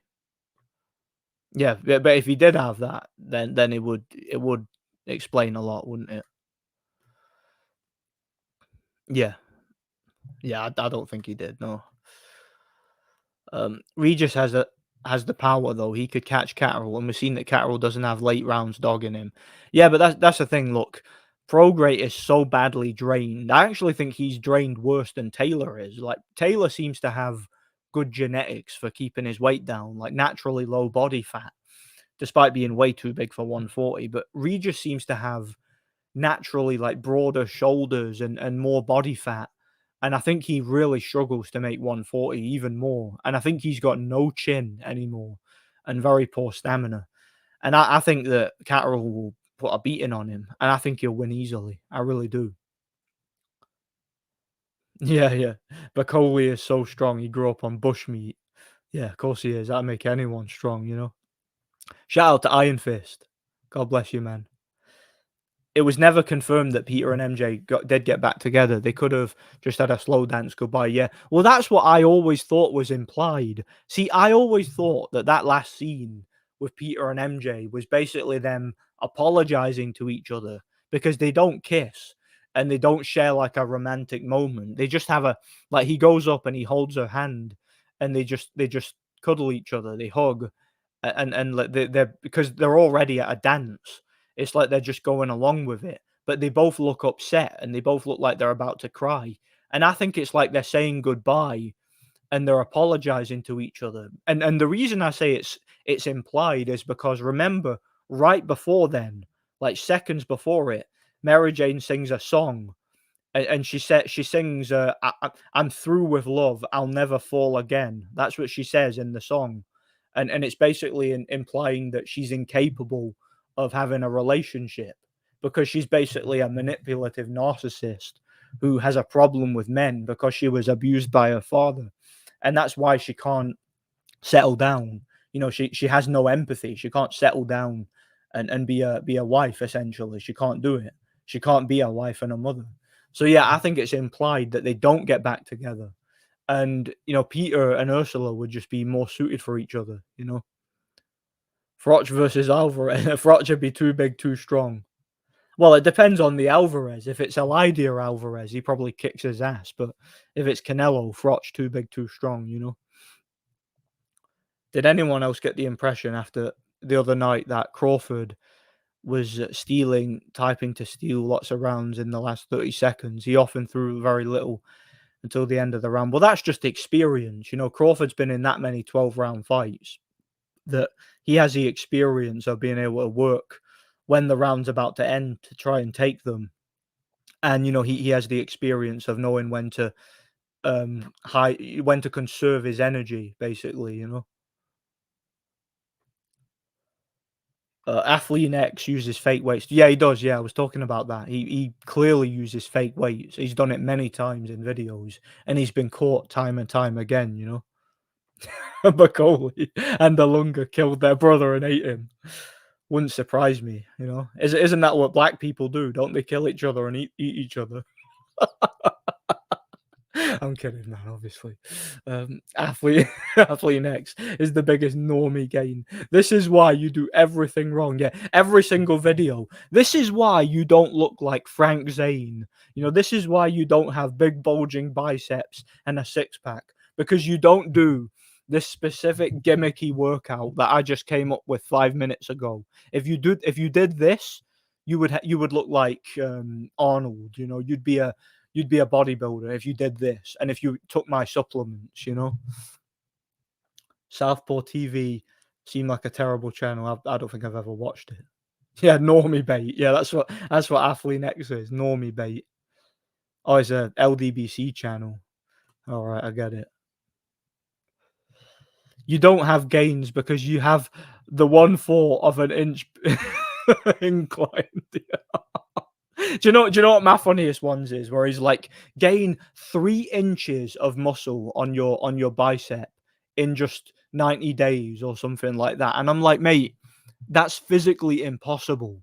Even with anabolic steroids, you would never gain 3 inches of solid muscle on your bicep in like 90 days. That's not going to happen. Or is it, how is it 90 days? I can't remember. It was a certain amount of time that he says you can build like 3 inches of like lean muscle on your bicep. I'm like, that dude, that's not possible. It's like flipping Mike Tyson wouldn't be able to do that. Arnold wouldn't be able to do that. You know, any channel trying to sell you something should be an immediate red flag. Exactly. Because they're grifters, they're after your money. They're not trying to use the internet to spread information, information which should be free. No, they're trying to use the internet to make money. It's a business. They're trying to make money. That's what they're trying to do. So I don't trust them one bit. Southpaw ain't LDBC. He hates Haney. I think he tried to join one. Oh, so he's that crazy. The LDBC didn't accept him. That's insane, man. Tyan Booth with Hex toy scam and his condoms. I don't know about that. What's that all about? I've not heard of it. And I don't follow Tyan Booth, so I don't know. Coley will be Scotland's first heavyweight champ. Well, sort of, yeah. Scotland's first heavyweight champ, and he's not even Scottish. Scotland's never had a good heavyweight. I don't know what it is about Scottish fighters. We were talking about this before. They've all got eating disorders, so you don't really get good heavyweights. I think the best we ever had was Gary Cornish. Well, Athlete X sells protein powder for like 60 quid and claims it's the best. You can get my protein for about 25. Yeah. You could just get like a big tub of creatine for not even not even half of what he charges, and it's probably even better than what he charges, you know? Oh, does he? Well, he'd fit into the LDBC, wouldn't he? If they made Spider-Man 4 now, they would make MJ a full-on succubus. Yeah, MJ would be the main character, and she would be black, and she would literally just cut Peter's balls off and eat them or something, and she would be supposedly the good guy, you know? It wasn't for one of his videos for a prank, it was for a workout, but yeah, you never know. Again, I could be wrong about that, but my impression from what I see from the Anatoly guy is that he's a fraud. That's just my impression. I could be wrong, I don't know. But again, just take it or leave it. It's just my opinion, you know. Oh yeah, some of the old GTAs were awesome, like Vice City and whatnot. Look at the rankings at 130. And you'll see could catch his mandatory, Eduardo Nunes. Yeah, but he's going to be fighting Warrington next, isn't he? So we'll see what happens there first. Never forget that Floyd rejected tens of millions against Khan and Brook to fight Berto. Yeah, people actually voted on him to fight Khan, and he turned it down still. I guess he just thought it was a stylistic problem, you know? The kind of fight he didn't want.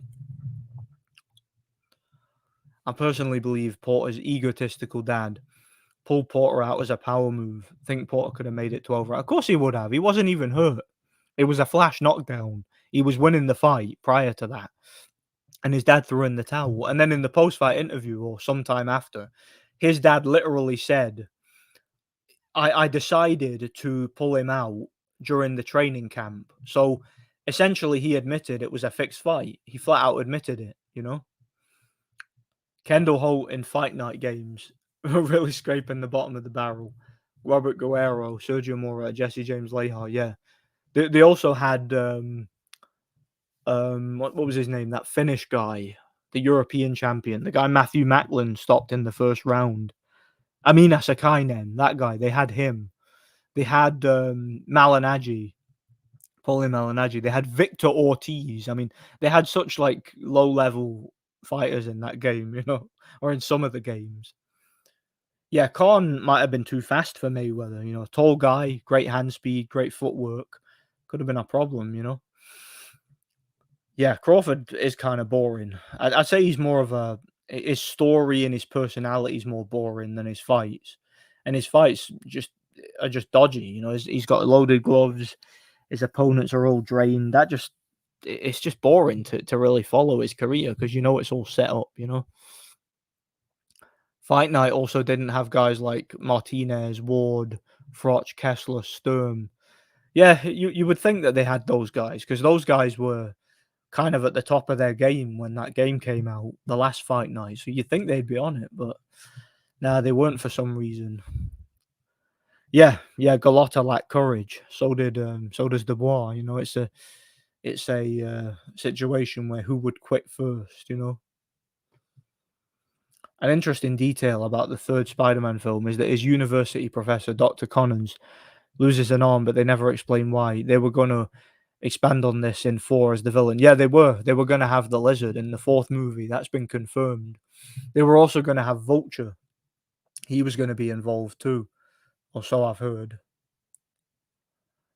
Gallotta is the biggest waste of talent in the heavyweight division history. Yeah, and he was robbed a couple of times. Yeah, robbed against Ruiz and Bird, and he would have been heavyweight champion in both of those situations. So yeah, it's a shame, really. What do you think about Derevyanchenko fighting Mobili? Well, Derevyanchenko's kind of shot at this point, so Mobili should be able to beat him. It might be competitive, but you know, I think Derevyanchenko would have won in his prime, but it still might be competitive. But I don't think he'll win. Mobili probably points or late stoppage, most likely decision, I'd say. So yeah, I'll go with Mobili, but Derevyanchenko in his prime probably would have won. Zhang versus Bacoli in an IQ test. Definitely Zhang. He's the smarter of the two. Fight Night also didn't have Larry Holmes, Shannon Briggs, Mayweather. Well, the second one had Mayweather. Fight Night round 2 did, but none of the others did for some reason. Harrow versus Catterall, um, that would be a boring fight, I think, if it happened. They would just run away from each other, you know? They would be kinda spoiler type game. Peter should have bitch slapped MJ at the end, but Peter is a good guy, which makes MJ look worse, and Peter didn't do anything wrong, yeah. See, that's the thing, Peter it's like Uncle Ben said to Peter, "With great power comes great responsibility." He was well within his right to kick Flash Thompson's arse in the first movie because Flash Thompson was a thug and a bully. But, like Uncle Ben said to him, just because you can do it doesn't mean that you should. When you have that kind of power, you have to use it for good. You have to be humble. And he kind of took that same teaching and that same mentality towards MJ, because Mary Jane deserved what she got, but Peter still was repentant. That was kind of the whole theme of the third movie was forgiveness and repentance. He forgave Sandman for what he did to his uncle, and Harry forgave him for what happened to his father. They all had to forgive each other. Mary Jane and Peter forgave each other at the end. That was the theme of the movie, forgiveness and repentance, and it was a beautiful send off. Ty and Booth said he prayed every night before having a wank. Ugh, I don't know. Ty and Booth says a lot of minging stuff. Ty and Booth's boring. I got nothing to say to that guy or about him. I think he's boring. He's safe edge, fake edge. That's what he is. He's like Eminem. He's the Eminem of the boxing world. Nick Campbell will be the first Scottish heavyweight champ. He would style on Usyk. Could you imagine that? Could you imagine Nick Campbell fighting Usyk? To be fair, that fight was awesome. When Nick Campbell won the Scottish heavyweight title against Jay McFarlane, that was fun. That was a fun fight to watch. And they both proved they were worthy of the Scottish heavyweight title for what it's worth.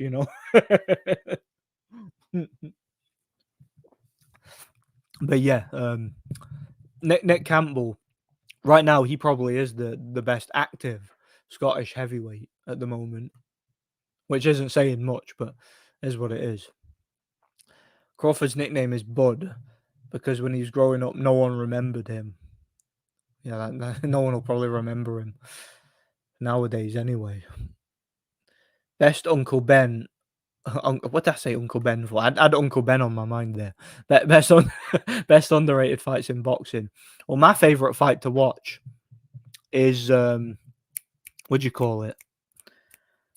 What's Adamek versus Cunningham. No one ever talks about that fight, the first one. That's my favourite fight to watch. That was a great fight. Povetkin versus Hook. That might be my second favourite. That was a great fight to watch. I was watching Wolverine Deadpool yesterday. I turned it off midway. Can't handle the multiverse stuff. It's so ridiculous. Yeah, that trailer for that movie gave me gay vibes, so I never watched it. I got no interest in it. I'll never watch it. Not interested in these modern movies. They're all sodomite propaganda. He forgave Sandman after he thought he killed him. Yeah, he did. But again, it's the guy who killed his uncle. So in the end, he realized, he was no saint himself. He was also a sinner. So he forgave him. They forgave each other. Let's kill off characters, then revive them via making another world where they exist. What's the point in killing them at all then? It's nostalgia bait and it's retconning what was previously written in these movies. Zhang is Asian. He definitely beats African on an IQ test. Yeah, he beats an African on a math test as well. Give them a maths test because I hear all Asians are good at maths. I hate how we're supposed to think badly of Peter after he took out Sandman. I personally cheered. Well, yeah, he had every right to want to take out Sandman. But again, at the end, he forgave him because it was the right thing to do. I put my money on Tank choosing another cherry pick instead of Shakur or any seriously champion. Yeah, he probably look for another regular championship level fight, because that's just what he is. He's the multiple division regular champion. Yeah, Spider-Man 3 had a bittersweet ending. It did. It did have a bittersweet ending. Who's had the best heavyweight, Scotland or Wales? Who's a Welsh heavyweight? I'm trying to think. Has there been any like decent Welsh heavyweights? Any decent like British level ones? I'm trying to think if there has. Like, is there a Welsh heavyweight who would be Gary Cornish? Try to think. I'm not sure. Yeah, yeah. I said best Uncle Ben. What was that all about? Best Uncle Ben's rice. Do you remember Uncle Ben's rice? Do you remember them? They had the black guy on the cover, and I remember people started saying it was racist. So then they replaced it with a white guy or something. And I remember they had the advert, and it was like, "We're letting go of our controversial past. We're removing the black guy." And then it showed you like a big white guy with a smile. And I'm like, that's like it's accidentally based. Like they got rid of the black guy they had as the mascot, and then they replaced it with like this. Like it looked like a chef. It was a big white guy with a smile. Oh, that was funny. It's like just a self-own, if you know what I'm saying. It kind of reminds me of. Do you remember Skittles when they brought out? It was for Pride Month, for the Homo Pride Month. They brought out the white Skittles, and it was to celebrate the colors of the rainbow, the colors of pride. But for some reason, they made the Skittles white. I don't know what they were trying to say there, but I remember there was a picture surfaced on the internet, and it was in a supermarket. And somebody, I'm assuming they did this on purpose, and I salute the person who did it because it's hilarious. Somebody put like supermarkets have the label on the shelf for the thing that you can buy. Someone put Skittles White Pride. Oh, that was bro, and there was pictures of it surfacing all over the internet. That was so funny. Skittles White Pride. It's hilarious, man. It's so funny. Like when companies try to be woke and then they end up humiliating themselves like that. So funny. Who do you think would have been who would win in a short heavyweight tournament between Rocky Marciano, Mike Tyson, Joe Frazier, Sam Langford, Dwight Clyde, Brian Minto, and Jean-Marc Mormec? Mike Tyson, probably. It's a toss up between him and Marciano. Let's say probably Tyson. After them, probably Mormec, then probably Fraser. Sam Langford will be right at the bottom because he was garbage. He was just a journeyman, and he wasn't even really a heavyweight. But yeah, Mike Tyson wins it for sure. We have the great Scott Gammer. I remember him. Didn't he fight Robert Helenius? I think he got stopped by Robert Helenius. I think I remember that fight. I didn't know he was Welsh. I knew he was British. I didn't know he was Welsh. Sakio Bika versus Jadon Codrington. Yeah, that was a great fight. I love watching that fight. It's a great one. Not seen it in a while, mind. I'll need to watch it again. Yeah, I think Tyson wins it. Marciano has a chance, but Tyson wins it. I think Marciano a close second. Deadpool is a queer, apparently. Well, he is now, apparently. He wasn't originally. It's interesting because do you know the first Deadpool movie?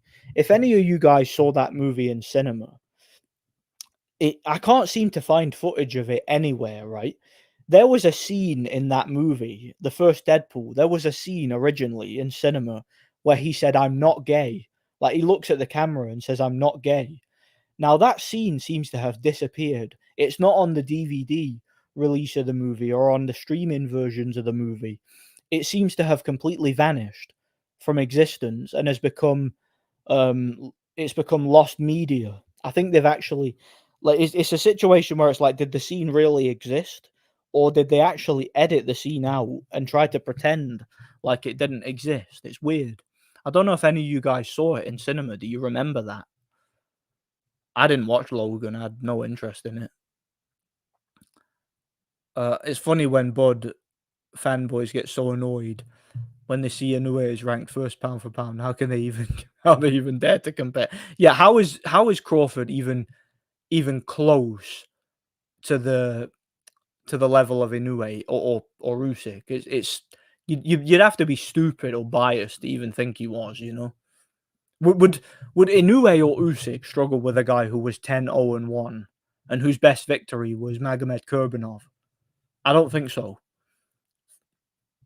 Zepeda is going to beat the brakes off of Shakur when they fight. Yeah, probably. Probably. If it's a real fight, if he doesn't get robbed or doesn't get paid to lose, Shakur looks inbred.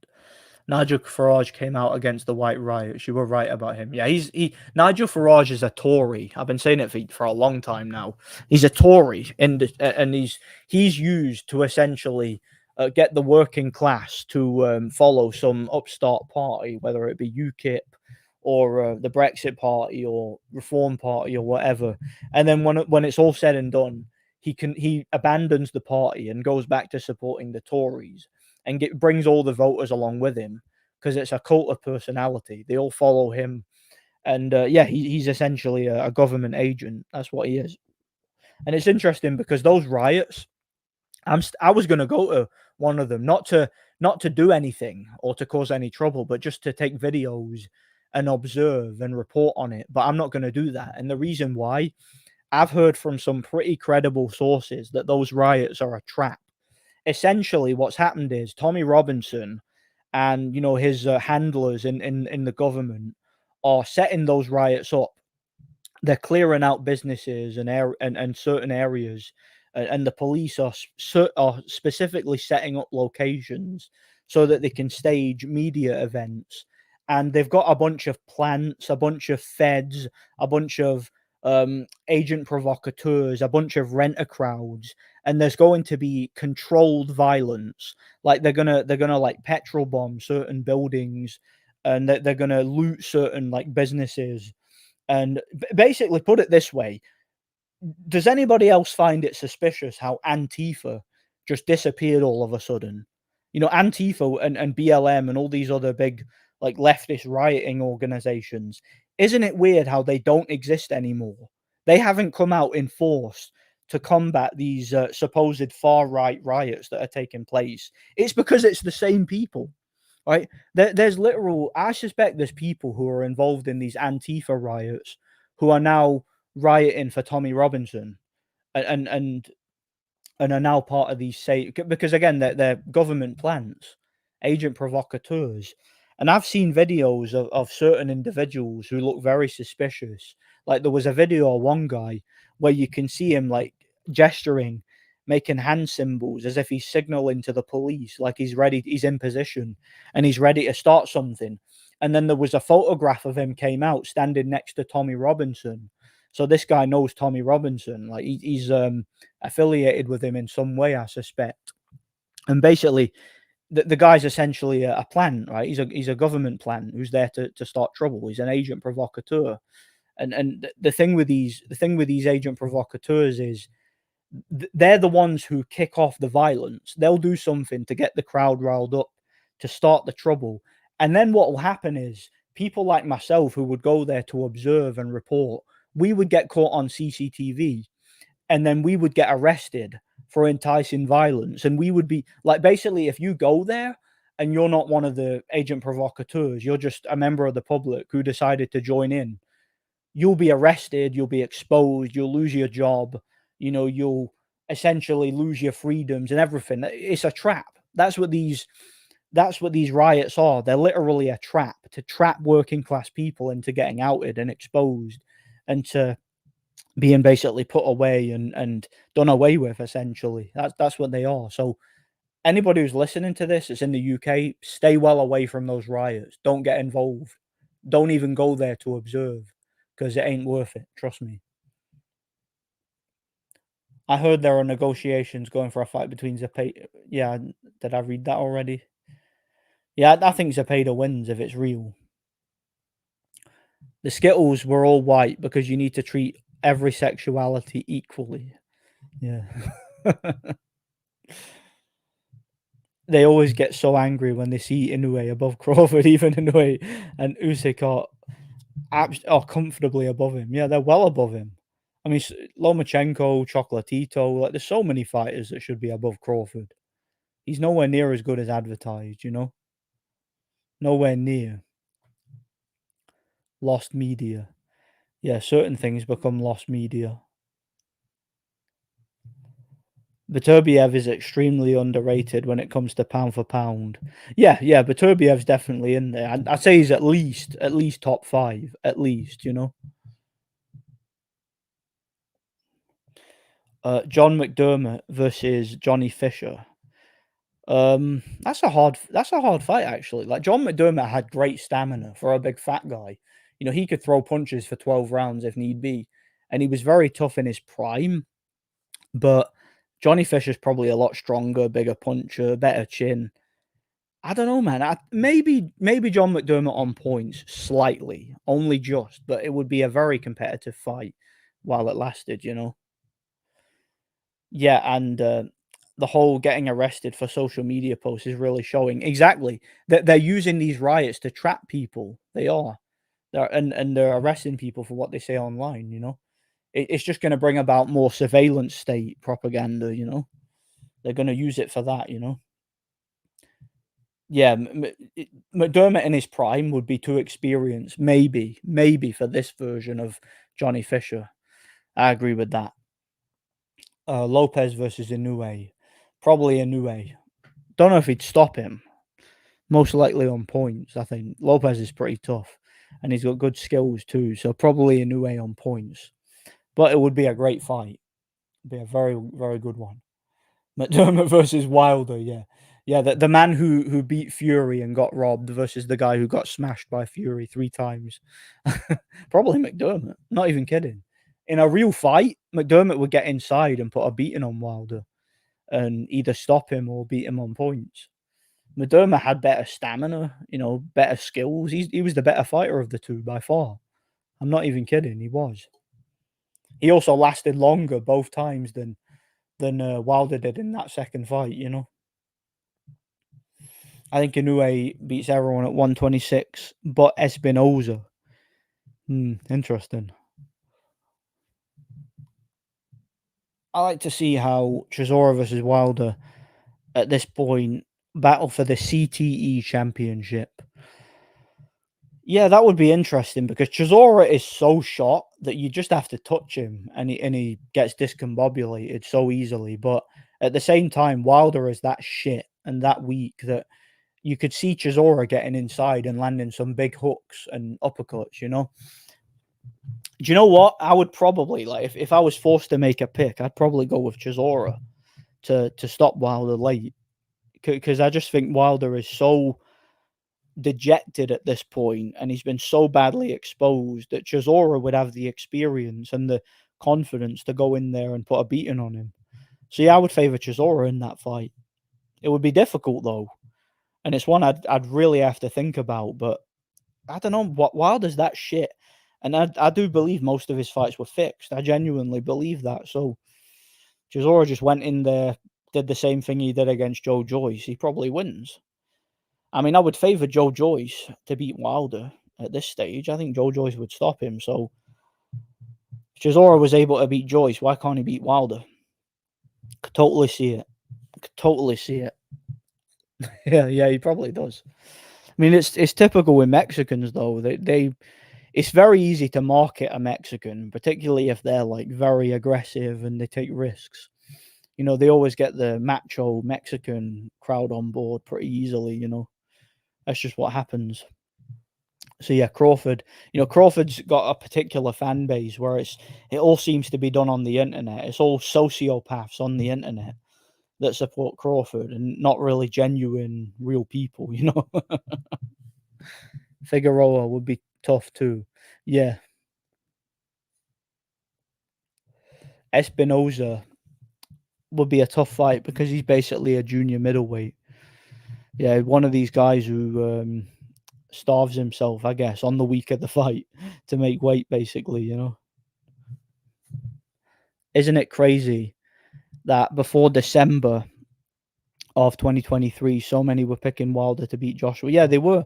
Like before December 2023, people were saying that Joshua has no confidence, no chin, that he looked bad in all his fights and he was there for the taking, and that Wilder would just need to land one shot and he takes him out inside of 3 rounds. Then Wilder lost to Parker, and it was like the whole thing just got flipped on its head. Everybody was just changing their mind on it, basically. Sorry, I just got a notification there. Oh, whatever, nothing important. Where was I? Yeah. Everybody was picking Wilder to beat AJ. Then one fight, because again, it shows you how reactionary a lot of boxing fans are. One fight changed everybody's mind. Then they were all picking AJ, and the Zhang fight kind of solidified that. Nobody's picking AJ, or nobody's picking Wilder to beat AJ now, are they? And rightfully so, because the Parker fight and the Zhang fight have shown what Wilder's true colours. Basically, they've shown his true level, and that's not very good, not very high. He's not a very good fighter, is he? And he never was. And yeah, he was a fraud. What's happening with Mauricio Lara? I miss his fights. Car Crash TV. Yeah, I've not heard of Mauricio Lara in a long time. Didn't he lose after losing to Warrington? I think he lost another fight. I'm sure I heard he did. I don't remember who it was that he was in with, I find it hilarious that all the gays that are support Palestine not realizing that they're the ones that stoned them to death. It's like gays for Gaza is like saying chickens for KFC. Yeah, let's have this conversation on the roof. That's what they'll say, Yeah, I was thinking about that. After Hellenius, AJ a bum after he beat Ngannou. He's back, gonna KO Fury and beat Usyk. Yeah, just they changed their mind immediately after that one fight. Like, boxing fans are so fickle and they're so short-sighted a lot of the time. Cornish, the Scottish legend, outboxed Gage for 60 seconds. Yeah, Scotland's greatest ever heavyweight. That shows you how bad like the heavyweights are in Scotland. That he's Scotland's greatest ever heavyweight. Well, because they were also picking Beyonce because Joshua had a glass chin. Yeah, but now Beyonce has the glass chin instead. Yeah. Matt Legg was out fighting him. Yeah, Matt Legg has a channel, doesn't he? Like he makes YouTube videos now. I think he talks about like hard men from the street and all that crap, like just boring stuff. But yeah, he has a YouTube channel. I've heard. And yeah, his claim to fame is fighting AJ. Yes, Wilder was well overrated. Most heavyweights of today are. Yeah, I'd agree with that. They get so much hype so quickly and they end up letting everybody down because of it. I think Crawford will be food at 154. Yeah, if he doesn't cherry pick and weight drain his opponents, then yeah, I could see him losing. I could see him losing for sure. I always back Joshua because the eye test literally shows that Joshua is 100 times better boxer. Oh yeah, look, my argument with Joshua Wilder, and I've said this for years. You can go watch any of my videos. Wilder has a straight right hand, and that's all he has. Joshua has a great jab, a great straight right hand, a fantastic left hook, a great right uppercut, a pretty good left uppercut, a decent overhand right. Like AJ has a full arsenal of punches. So, I mean, you got one guy who's got one punch, might be a great punch, but it's one punch, versus a guy that's got a whole bunch of punches, and he's bigger, stronger, heavier, younger, better amateur background, fought better competition. To me, AJ was always the better fighter of the two. Lee McAllister, heavyweight against Danny Williams. That's right. Lee McAllister moved up to heavyweight and fought Danny Williams in an unlicensed fight over 10 rounds. So maybe he's the best Scottish heavyweight ever. He was decent as a lightweight, Lee McAllister, but yeah, he had one fight as a heavyweight. I think it was only one fight anyway. He might have had more. I think it was only one fight. I think Lara got a draw over 10 rounds. He's only 25. He could become a world champion again. Yeah, he could. As long as he stays motivated, stays in shape, he can come again. I don't see why not.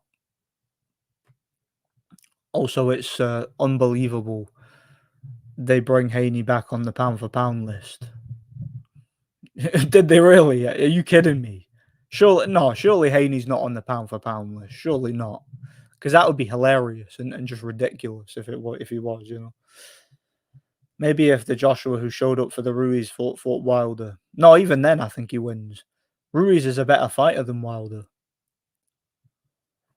At least Ruiz had real fights, you know. AJ knocks out Dubois with an uppercut. Yeah, I could see that. I could see that actually. Dubois looks wide open for the right uppercut, so I could see that. Yeah, yeah. Joshua is a more complete boxer with a more complete arsenal of punches, you know. I hope Chisora doesn't fight White. Both should be playing bowls or dominoes. Yeah, yeah, they should be in the retirement home now. Yeah. Is Jay McFarlane still around? I've not heard of anything of Jay McFarlane in ages. Not heard anything. I don't know if he's even still fighting. He might be retired. I don't know. I've not heard anything from him. Yo, Nordic, can I have my wrench back? I don't recall ever giving you a wrench, so I'm gonna reserve judgment on that. Gaj's best weapon was always bending over doggy style for the elite. Yeah, maybe for P. Diddy. Like Devin Haney, allegedly, you know. Wilder could have fought Price and Chisora earlier in his career. He'd have got knocked out. Wilder earlier in his career had fought Price or Chisora. He'd have got absolutely wrecked by both of them. I'm telling you that right now. Price would have knocked him out probably in the first 2 rounds. Chisora would have just got inside and put a beating on him and stopped him late. Both of them beat him. Easy peasy, lemon squeezy. Yeah, that's why I said maybe. I think every version of Joshua beats Wilder. Yeah, I agree. I think ESPN, let's put it back today, Bradley's a big Haney fanboy. Yeah, Bradley's a moron, man. He just roots for every black American. That's all he does. He's got no standard whatsoever. He's just he's like Tony Bellew. He's a hype man. He's good at blowing smoke and, you know, sucking off home fighters. That's what he's all about. Do you know Wilder literally could have made cruiserweight, you know, because he was only, like, at times he's only been a few pounds above the heavyweight limit, and I think even on a heavy day he's weighed about 213, so he probably could have drained down to cruiserweight, and he might have done better, but I don't even think so, because I think cruiserweight had some much better athletes during the early part of Wilder's career, during that era, you know. Guys like Briedis and Gassiev or Marco Hook or Adamek, they'd have got inside and probably stopped him, you know. Chisora wants Bellew fight. Why not? Why not at this stage? I mean, those two are friends, aren't they? Yeah, they're good friends, so probably just be an exhibition with them trying not to hit each other, just a sparring session, you know. Yeah, Tony Bellew is cringe. Very, very cringe. Not a fan of him at all, you know. But yeah, Chisora versus Bellew, again, that'll just be them playing tiddlywinks in the ring, you know, pat a cake. Just one of them situations. I just think it would be two friends trying not to hurt each other, touching gloves, high-fiving, just boring. Oh yeah, Stavern is terrible. Stavern was just a big fat guy who got lucky, you know. He got Chris Arreola in the back end of his career when Vitali was retired, and yeah, Wilder picked up an easy belt, gets an easy opponent, you know. Wilder's just not built for boxing. Just look at the guy. Yeah, Wilder's he's got more of a basketball player physique. That was why Fury called him a fake or a failed basketball player. This basically sums him up, doesn't it? What's next for the Jugger Bomb? Retirement, I would say. If he can't beat if he can't beat Derek Chisora, who's he going to beat? Is he going to beat Fury? Is he going to beat AJ? Is it going to beat Usyk? Is he going to beat Zhang? He's not beating any of those guys. Is he going to beat Bakoli? You know, is he going to beat even Hrgovic? Like, would you pick Joe Joyce to beat Hrgovic now? Because I wouldn't. Guys, he lost to Chisora. That's like rock bottom at this stage, as far as I'm concerned. Losing to that version of Chisora, you know. CSAC released the fight night weights. Apparently, Crawford weighed more. Well, that doesn't surprise me one bit. That doesn't surprise me one bit. Crawford's always been big for the weight. You know, he's always been a guy who rehydrates a lot. Salute. Shout out to Beevil the Mexicutioner. Shout out, man. Huey Fury versus Atalma. That would be interesting. I think Atalma would probably win now because Huey Fury looks like he doesn't give a crap about boxing anymore. So yeah, probably on points. How is Joyce that slow? He's the slowest boxer I've ever seen. Well, I've seen a lot slower personally. I mean, he's slow, don't get me wrong, but I've seen a lot slower. It's probably just his body mechanics. He doesn't have those fast twitch muscles, that someone like David Hay has, or that the Klitschko's had, where they can throw fast, explosive combinations. Some people just don't have that. They have more thudding power. Like they've got heavy hands, but they don't have like, what is it they call it? Like a vertical jump, a standing vertical jump that determines how your genetics are built for basically developing explosions or explosive movements. Some people just don't have that. Could be just a genetic thing. Well, Joyce used to be very accurate. That's why he was very effective 2 years ago. Yeah, his timing seems to be gone though, and his reflexes seem to be gone. So I don't think we'll ever see a decent performance from Joe Joyce again, at least not at world level or anything resembling that. I mean, guys, he lost to Chisora. He lost to a shot Chisora. So, nah, he's going nowhere. Yeah, he's not suited to boxing. Not now, anyway. I mean, had a couple of great performances, but it seemed to me like Joyce's prime was well and truly short-lived. And like I said, he can't beat Chisora, then he's not beating anybody. Even if an argument can be made, he should have won. The fact that he didn't win conclusively lets me know that he's going nowhere. Shout out to Mad Chad. How's it going, man? Good to see you, man. God bless. So yeah, what was I gonna say? You think What was I gonna? Sorry, one sec. What was I gonna say about Joyce? It's like I think he looked to me like a guy who doesn't really have a plan when he goes into a fight. He just goes in there and wings it, and you can't do that at that level in boxing. You got to have a game plan. I think Joyce drinks booze a lot. Well, he certainly looked drunk during the Chisora fight. He looked as if he'd had a few right before it. It was like a pub brawl, wasn't it, that fight? Two big drunks just swinging away at each other. Chisora just happened to be the quicker and more accurate guy on the night. Virgil has his hands full tonight, Boachuk. Yeah, I agree. That's going to be a good fight, man. And I think Boachuk, Virgil's the better fighter of the two. But I was talking about this earlier. I think that Boachuk has a great chance at an upset because I really wonder about Virgil's preparation and his overall health going into the fight. I think Boachuk would be. I don't know, man. I think he's got a very good chance of pulling off the upset. I think if he's ever going to win that fight, then he's got the perfect chance tonight. Perfect opportunity. Chisora, Virgil. Chisora versus Wilder could be next. That press conference would give me CTE. Yeah. Facts Nordic. Yeah. I think it's a good fight, man. I'm looking forward to it. I'll be back in a second. I'm gonna get my charger because this is about to run out. Back in a sec.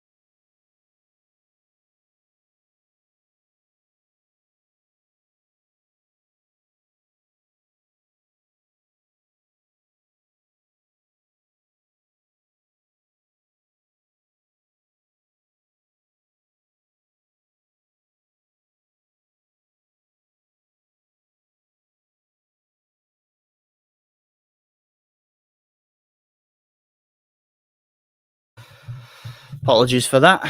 In addition to getting my charger, I also went for a piss. Right, where was I?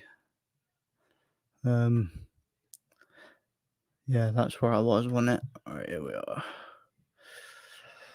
Why did Joyce have that trainer? He couldn't speak English and was tiny. I don't know, man. He needs a more articulate trainer in future. But then again, I don't think it makes a difference. I don't think Joyce has the intelligence to even listen to a trainer at this stage. I think the guy's stupid. I really do. Wilder versus Anderson, Battle of the USA, top heavyweights. Yeah, yeah, they could make that fight. That fight makes perfect sense.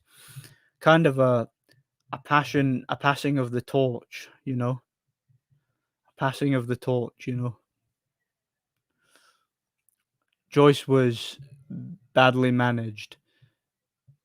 They should give. They should have avoided Zhang. He was due a title shot. Yeah. Yeah. See that's the thing. Like I'm thinking about that. I'm trying to think like because Joyce had the perfect situation there. He was the interim champion, if you remember rightly. He had the WBO interim title, and all he needed was to wait it out for the Usyk versus Fury situation to resolve itself, and he could have been elevated to full champion. But his management team, like you say, they badly managed him. They put him in with Zhang, who was a high risk, low reward. I don't think he was mandatory or anything like that. And I don't know, man. It seems like they set him up to lose. It seems like they wanted him out the way. That's what it seems like. By the way, my son passed away in a swimming accident trying to save a friend. He wasn't simping, you demon. Oh, sorry to hear about that, man. Sorry to hear about that. I didn't know about that. God bless him. Like, who says he was simping? All right, are you talking to? I must have missed something when I went to get my charger. Are you talking to simping in the water? 1 second. I don't know. I don't know what's going on there. I'm sure somebody will let me know. But yeah, sorry to hear that, man. God bless you. Fury versus Usyk rematch winner. Well, I think you got to favour Usyk. Based on the way the first fight went, based on how Fury appears to be delusional about the result of the first fight, how Usyk is a consummate professional who always stays in shape, always keeps himself strong, and Fury, has been seen stumbling out a bar drunk and doesn't generally take the best care of himself. I think you got to favour Usyk in the rematch. I'm not saying it's beyond the realms of possibility that Fury could win. He is still the bigger guy. But I think Usyk wins convincingly on points. Wouldn't surprise me if he got a stoppage. But what do I know? Maybe it won't even be a real fight. Yeah, I'm favouring Usyk. Oh, I see. Yeah, I don't think so. I don't think so. Look, I thought Fury would win the first fight, but based on how it went, I don't think he'll win the rematch. I think Usyk has got his number. I do. How's the new job going? It's all right. It's a good job, but I had a few issues with it this week. Like yesterday, I had a really stressful day because there was a bit of a miscommunication between me and one of my bosses. Like they basically put me in for shifts that I wasn't meant to be doing. And I think they kind of tricked me into trying to, and they were trying to get me to work overtime free of charge, and I kind of contacted the boss for clarification. Then I ended up losing my phone, and I had to go and yeah, somebody handed it in, so I ended up getting it back. Thank God for that. But yeah, basically that kind of stressed me out yesterday. So aside from that, the job's fine though. Like the work's easy, the money's okay. It's nothing special. It's about what my last job was. It's all right. It's an okay job. But yeah, I've been a little bit stressed this week, and plus I've been doing a lot of overtime too, so I've not had a lot of time off. I'm actually working tomorrow, believe it or not. This is the first day off I've had in a while. So yeah, little bit because again I've been training constantly and I've been working constantly, so I've not really had much time to relax or do what I want. So that's kind of annoying me. But again, I'm saving up the money and I'm planning for the future. So there's a method to the madness. But yeah, the job's all right. The job's all right. It's easy enough. I got no problem with it. Um, Joyce could have fought a guy like Charles Martin before his title shot. Yeah, he could have cherry picked a Charles Martin. He could have cherry picked a, I don't know, who else could he have fought? Like a like he already fought Carlos Takam, didn't he? But yeah, he could have fought like Makhmudov or someone like that. He could have fought like Mark Demori. He could have just cherry picked easy opponents, but no, he took one of the hardest opponents. You know, it was I don't get it, man. I don't get that. Usyk minus 180 in the rematch. Interesting, yeah. Yeah, I think he wins the rematch. I'm fairly confident Usyk wins the rematch. What was I saying? Greedy Belly's dad needs to step away from corner. Oh, absolutely, absolutely. John Fury, that guy is a absolute thug, and you know the way he headbutted that kid and was giving it the big un to Carl Frampton, or you know throwing his weight around, just going around acting like a hard man, getting in everybody's face, and his ridiculous instructions in the corner, trying to undermine the authority of the coach. I don't get that. Fury's got a trainer, he's got a coach. Leave him alone. You know that was ridiculous, man. He's a narcissist and an attention-seeking idiot, a bully, a thug. He's a scumbag. He's a degenerate scumbag, and Fury should bitch slap him and tell him to stay out of his business. That's what he should do. I think Fury will know he didn't win the first fight and will know what he needs to change. He has a high boxing IQ. Whether he will win is another question. Yeah, I definitely think he can potentially win.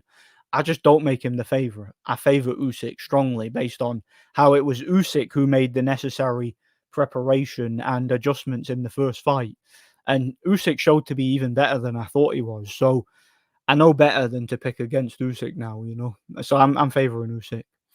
What's my thoughts on Turkey? Well, I mean, the guy's got deep pockets, hasn't he? And he's basically financing the sport now. And the good thing is we're getting a lot of good fights, but I my concern is how long is it going to last? Because it's going to give these fighters expensive tastes, and once the money dries up, it will be right back to square one, and it'll probably be even worse. You know? Yeah, I prefer ham over turkey. I've been working over 40 hours a week and training 2 hours to 5, 6 days a week. Very annoying, man. That's hard. That's even more than what I'm doing. Well, this week I wanted to go to the gym like every single day this week, you know, because somebody said they were going to show up and do me, so I was excited about that, but that never happened, unfortunately. But yeah, I ended up going 4 days. What was it? 4 days? No, I was meant to go yesterday, but something got in the way and I couldn't go. So I was there Monday, Wednesday, and Thursday. But I was also again working full time. So yeah, I've been so burnt out this week. I've also been intermittent fasting, so that's been like wearing me out too. And then when I got to town yesterday, because I was so stressed out with everything, I ended up getting like a big ass kebab. And today for my dinner, I forgot if I mentioned this earlier. I had a full rack of ribs and a big burger with like brisket meat and everything and bacon. It was beautiful, man. So I'm just chilling out today. Today's my rest day and recovery day. And then once this is over, obviously tomorrow I'm going to work, but I'm still going to rest, you know. Then back to the grind on Monday and back to training and whatnot. It's hard, man. It's hard to recover from, especially when you get older, man. 30 years old, I don't have the same recovery rate as I did when I was younger, you know. It's a slippery slope nowadays. I'm glad Crawford ain't happening. Boring for Alvarez Crawford. It'll be interesting to see the rabid fan bases of those two fighters and see them go at one another, you know. Oh yeah, Tony Yoka Joyce rematch. That'd be interesting. I don't know who'd win it at this point. Yeah, Tony Yoka looks shot, but I mean, so does Joyce. So does Joyce, you know. Yeah, most Western fighters should fire their father, especially if their father is a narcissist, like T.O. Senior or John Fury. You know, if they're getting in the way and actively ruining their fighter's career. You know, John, a big distraction. Greedy Belly gonna need tunnel vision. Yeah, he needs an authoritative voice in the corner to give him proper tactical advice, not some screaming tough guy who thinks he's all that. You know, that's what he needs in the corner. Proper guidance and tactics. Yeah, dad shouldn't be in the corner unless they're the head trainer who actually has an authority in the corner, you know? Yeah, exactly. Have you heard about the theories that Tom Aspinall is the secret son of John Fury? No, I've never heard that before. It's probably a lot of nonsense. But I don't know, I've never heard of it. Be hard to see Fury retire from boxing. Very good character for boxing, a funny guy. Yeah, I'll miss Fury when he's gone. I'm not gonna lie. Like, I've talked a lot of trash about Fury over the years, but I've got a soft spot for him, and I'll miss him when he's gone. I'm not gonna lie. I'm honest about that, you know. Joyce versus Yoka at this stage would be interesting. Yoka beat the great Amni Bushetta at Tolworth Recreation Centre, so he's dangerous. Yeah. Yeah. Did you know what? Like, based on how bad Joyce looked against Chisora, I wouldn't be surprised if Yoka beat him. Wouldn't be surprised one bit, you know. Fury neatly stopped Usyk with an uppercut. He chinned Usyk. Yeah, I can't see it happening though. Can't see him stopping him. Canelo fans are angry at Turkey for trying to make him fight Benavidez. These guys act as if they're related to him. Yeah, they act as if they have a personal relationship with him. Like he would spit on them if they were on fire. Seriously, they actually act like that. They do. Crazy, these fanboys, you know. I think Turkey has 2 or 3 years max before he leaves if he doesn't make profit. He won't run out of money, but will get tired of losing it. Well, when the Saudis have had enough of their propaganda, you know, because they again, it's a propaganda outlet for them, you know. So I just think that once that dries up, once they don't need to use propaganda to push Saudi Arabia as a tourist location or whatever it is they're doing, whatever their political agenda is, I think once that's finished with, they'll be finished with boxing because they're not making a profit from it. The market just isn't there. Yeah, Turkey has so much money that it can't dry up. 450 billion in oil sales in 2023 help. Yeah, yeah, exactly. Yeah, it's crazy money, isn't it? Crazy money. I had Domino's last Friday and it wasn't that great. Yeah, I've not had a Domino's in years. I didn't mind it when I last had it, but I prefer Papa John's. I think Papa John's is banging, man. Love Papa John's. Yeah, they're all simping up to Turkey. That's because he's got money, man. Listen, if I had the kind of money that Turkey has, they'd be simping up to me. You know, that's what they'd be doing. Beevil versus Beterbiev. I got Beterbiev in that fight. I think he walks down Beevil and stops him. But as I've said many times, the longer it takes to make, the more it suits Beevil because he's younger and fresher. So he has time on his side, you know. Daniel Dubois' dad versus John Fury. Probably Dubois' dad because John Fury has a glass chin, you know, and he can't headbutt somebody without cutting himself. I'm the same way. I was rooting for Fury to beat Usyk in the fight because of nostalgia bias. Yeah, I do have a lot of nostalgia for Fury. Like, don't get me wrong, I was rooting for Usyk. I had money on Fury, but I was rooting for Usyk. So I'm glad Usyk won, but I'm kind of sad with the way Fury's ended up because again, I do have a soft spot for Fury. I do have nostalgia for Fury, and I think I'll always have that. It's never been dull with Fury, you know. We need Fury. Man is literally one of the most interesting fighters in boxing. He's definitely interesting. He's definitely a very, very interesting, unique individual. You know,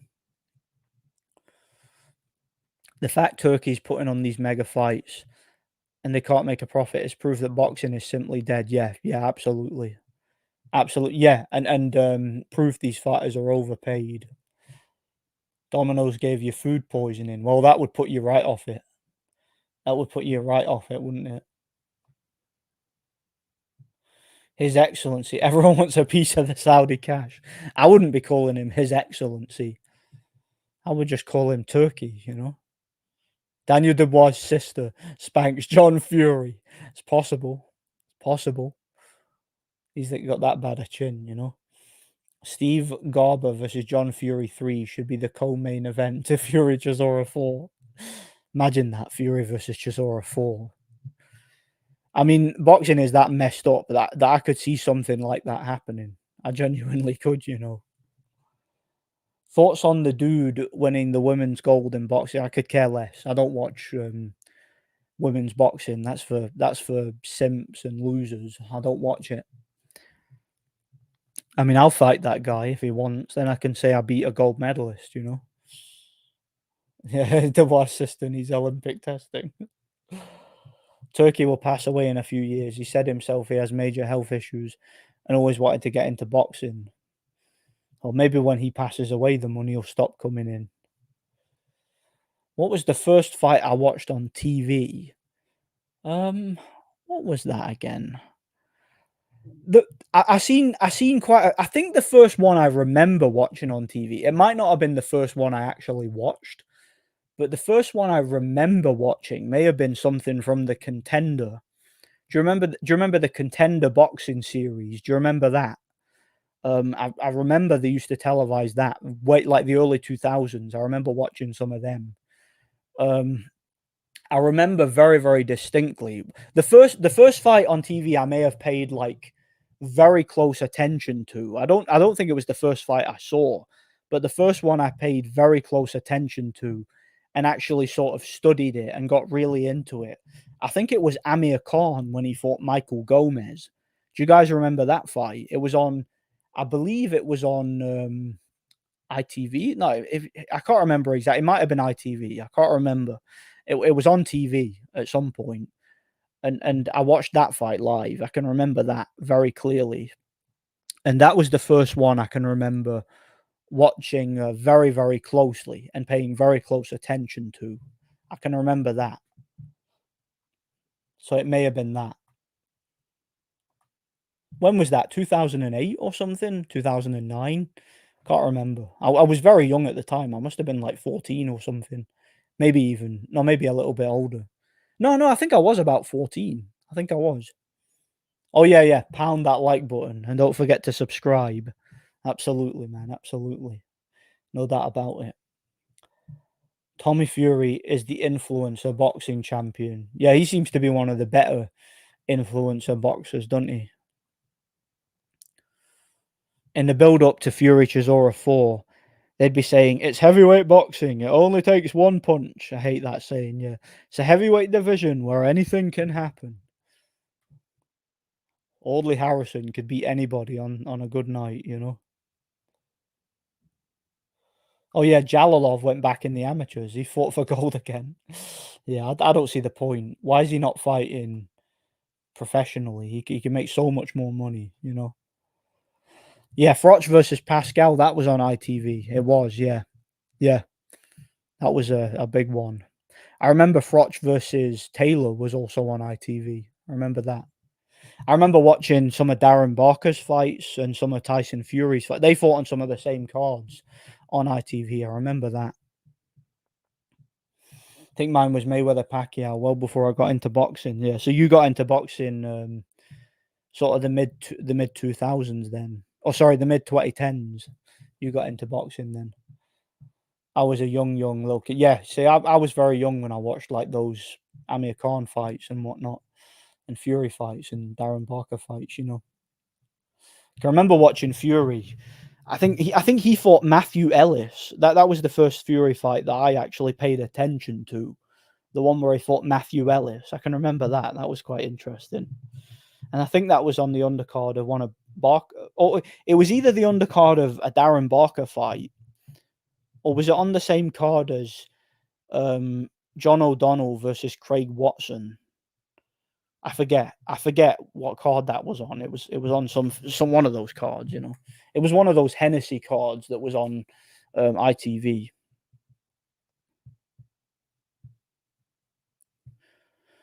USA boxing in the trash. Yeah, it seems to be on in the toilet right now, doesn't it? Johnny Fisher could be Usyk because it's heavyweight boxing. Yeah, yeah, it's heavyweight boxing. Anything can happen. Anything can happen. Klitschko bros got me properly into boxing. Oh yeah, the Klitschkos were fantastic. They were. Yeah, yeah. Usyk's the best boxer right now, no doubt about it, and one of the greatest of all time, and one of the best resumes of all time, no doubt about it. and an absolute road warrior too. Best Channel 5 fights you've seen. Channel 5. Did you know there was I'm sure this one was on Channel 5. Did you ever watch that Daryl Williams versus Jermaine Smile fight? That was amazing. Sam Eggington versus that fight not too long ago. It was on my birthday. Sam Eggington versus um Abbas Barrow. Did you see that fight? That fight was incredible. That was a Channel 5 fight. So many great. Yeah. Sam Eggington versus that guy. I know. Pretty much any Sam Eggington fight. Any one of them, you know. Where was I? Yeah, Porter can beat Usyk again because it's heavyweight boxing. Anything can happen. All it takes one punch. Thoughts on the new boxing game? Is that even happening? Because I've been hearing about that for years, and there's been like little to no development on it. Is it actually coming out? But like, I'll maybe check it out when it's out. You know, we'll see. But on that note, I'm getting a bit tired now. Again, I'm a bit worn out. Oh, it's coming out in October. Yeah, I'll probably check it out at some point. But yeah, I might end this stream now because I don't know, for some reason I'm bloody knackered. Even though it's only like 2 minutes to 6, I'm bloody knackered. It's just because I've been so worn out this week and I've not had a lot of sleep. I've been stressing my body. I've been stressing my brain. And yeah, I'm gonna just chill out this afternoon. Oh, Thunderdome is live, is he? Interesting. I might go chill out and watch that then, so I don't have to talk as much. You know, I can just sit back and have a drink. So yeah, everybody go jump over to Thunderdome stream, and yeah, of course, don't forget to pound that like button, and you know the deal. You know the deal. Pound that like button, leave me a comment, and subscribe if you haven't already. Thanks for watching. Stay tuned for more content on the channel. And God bless each and every one of you. Stay vigilant.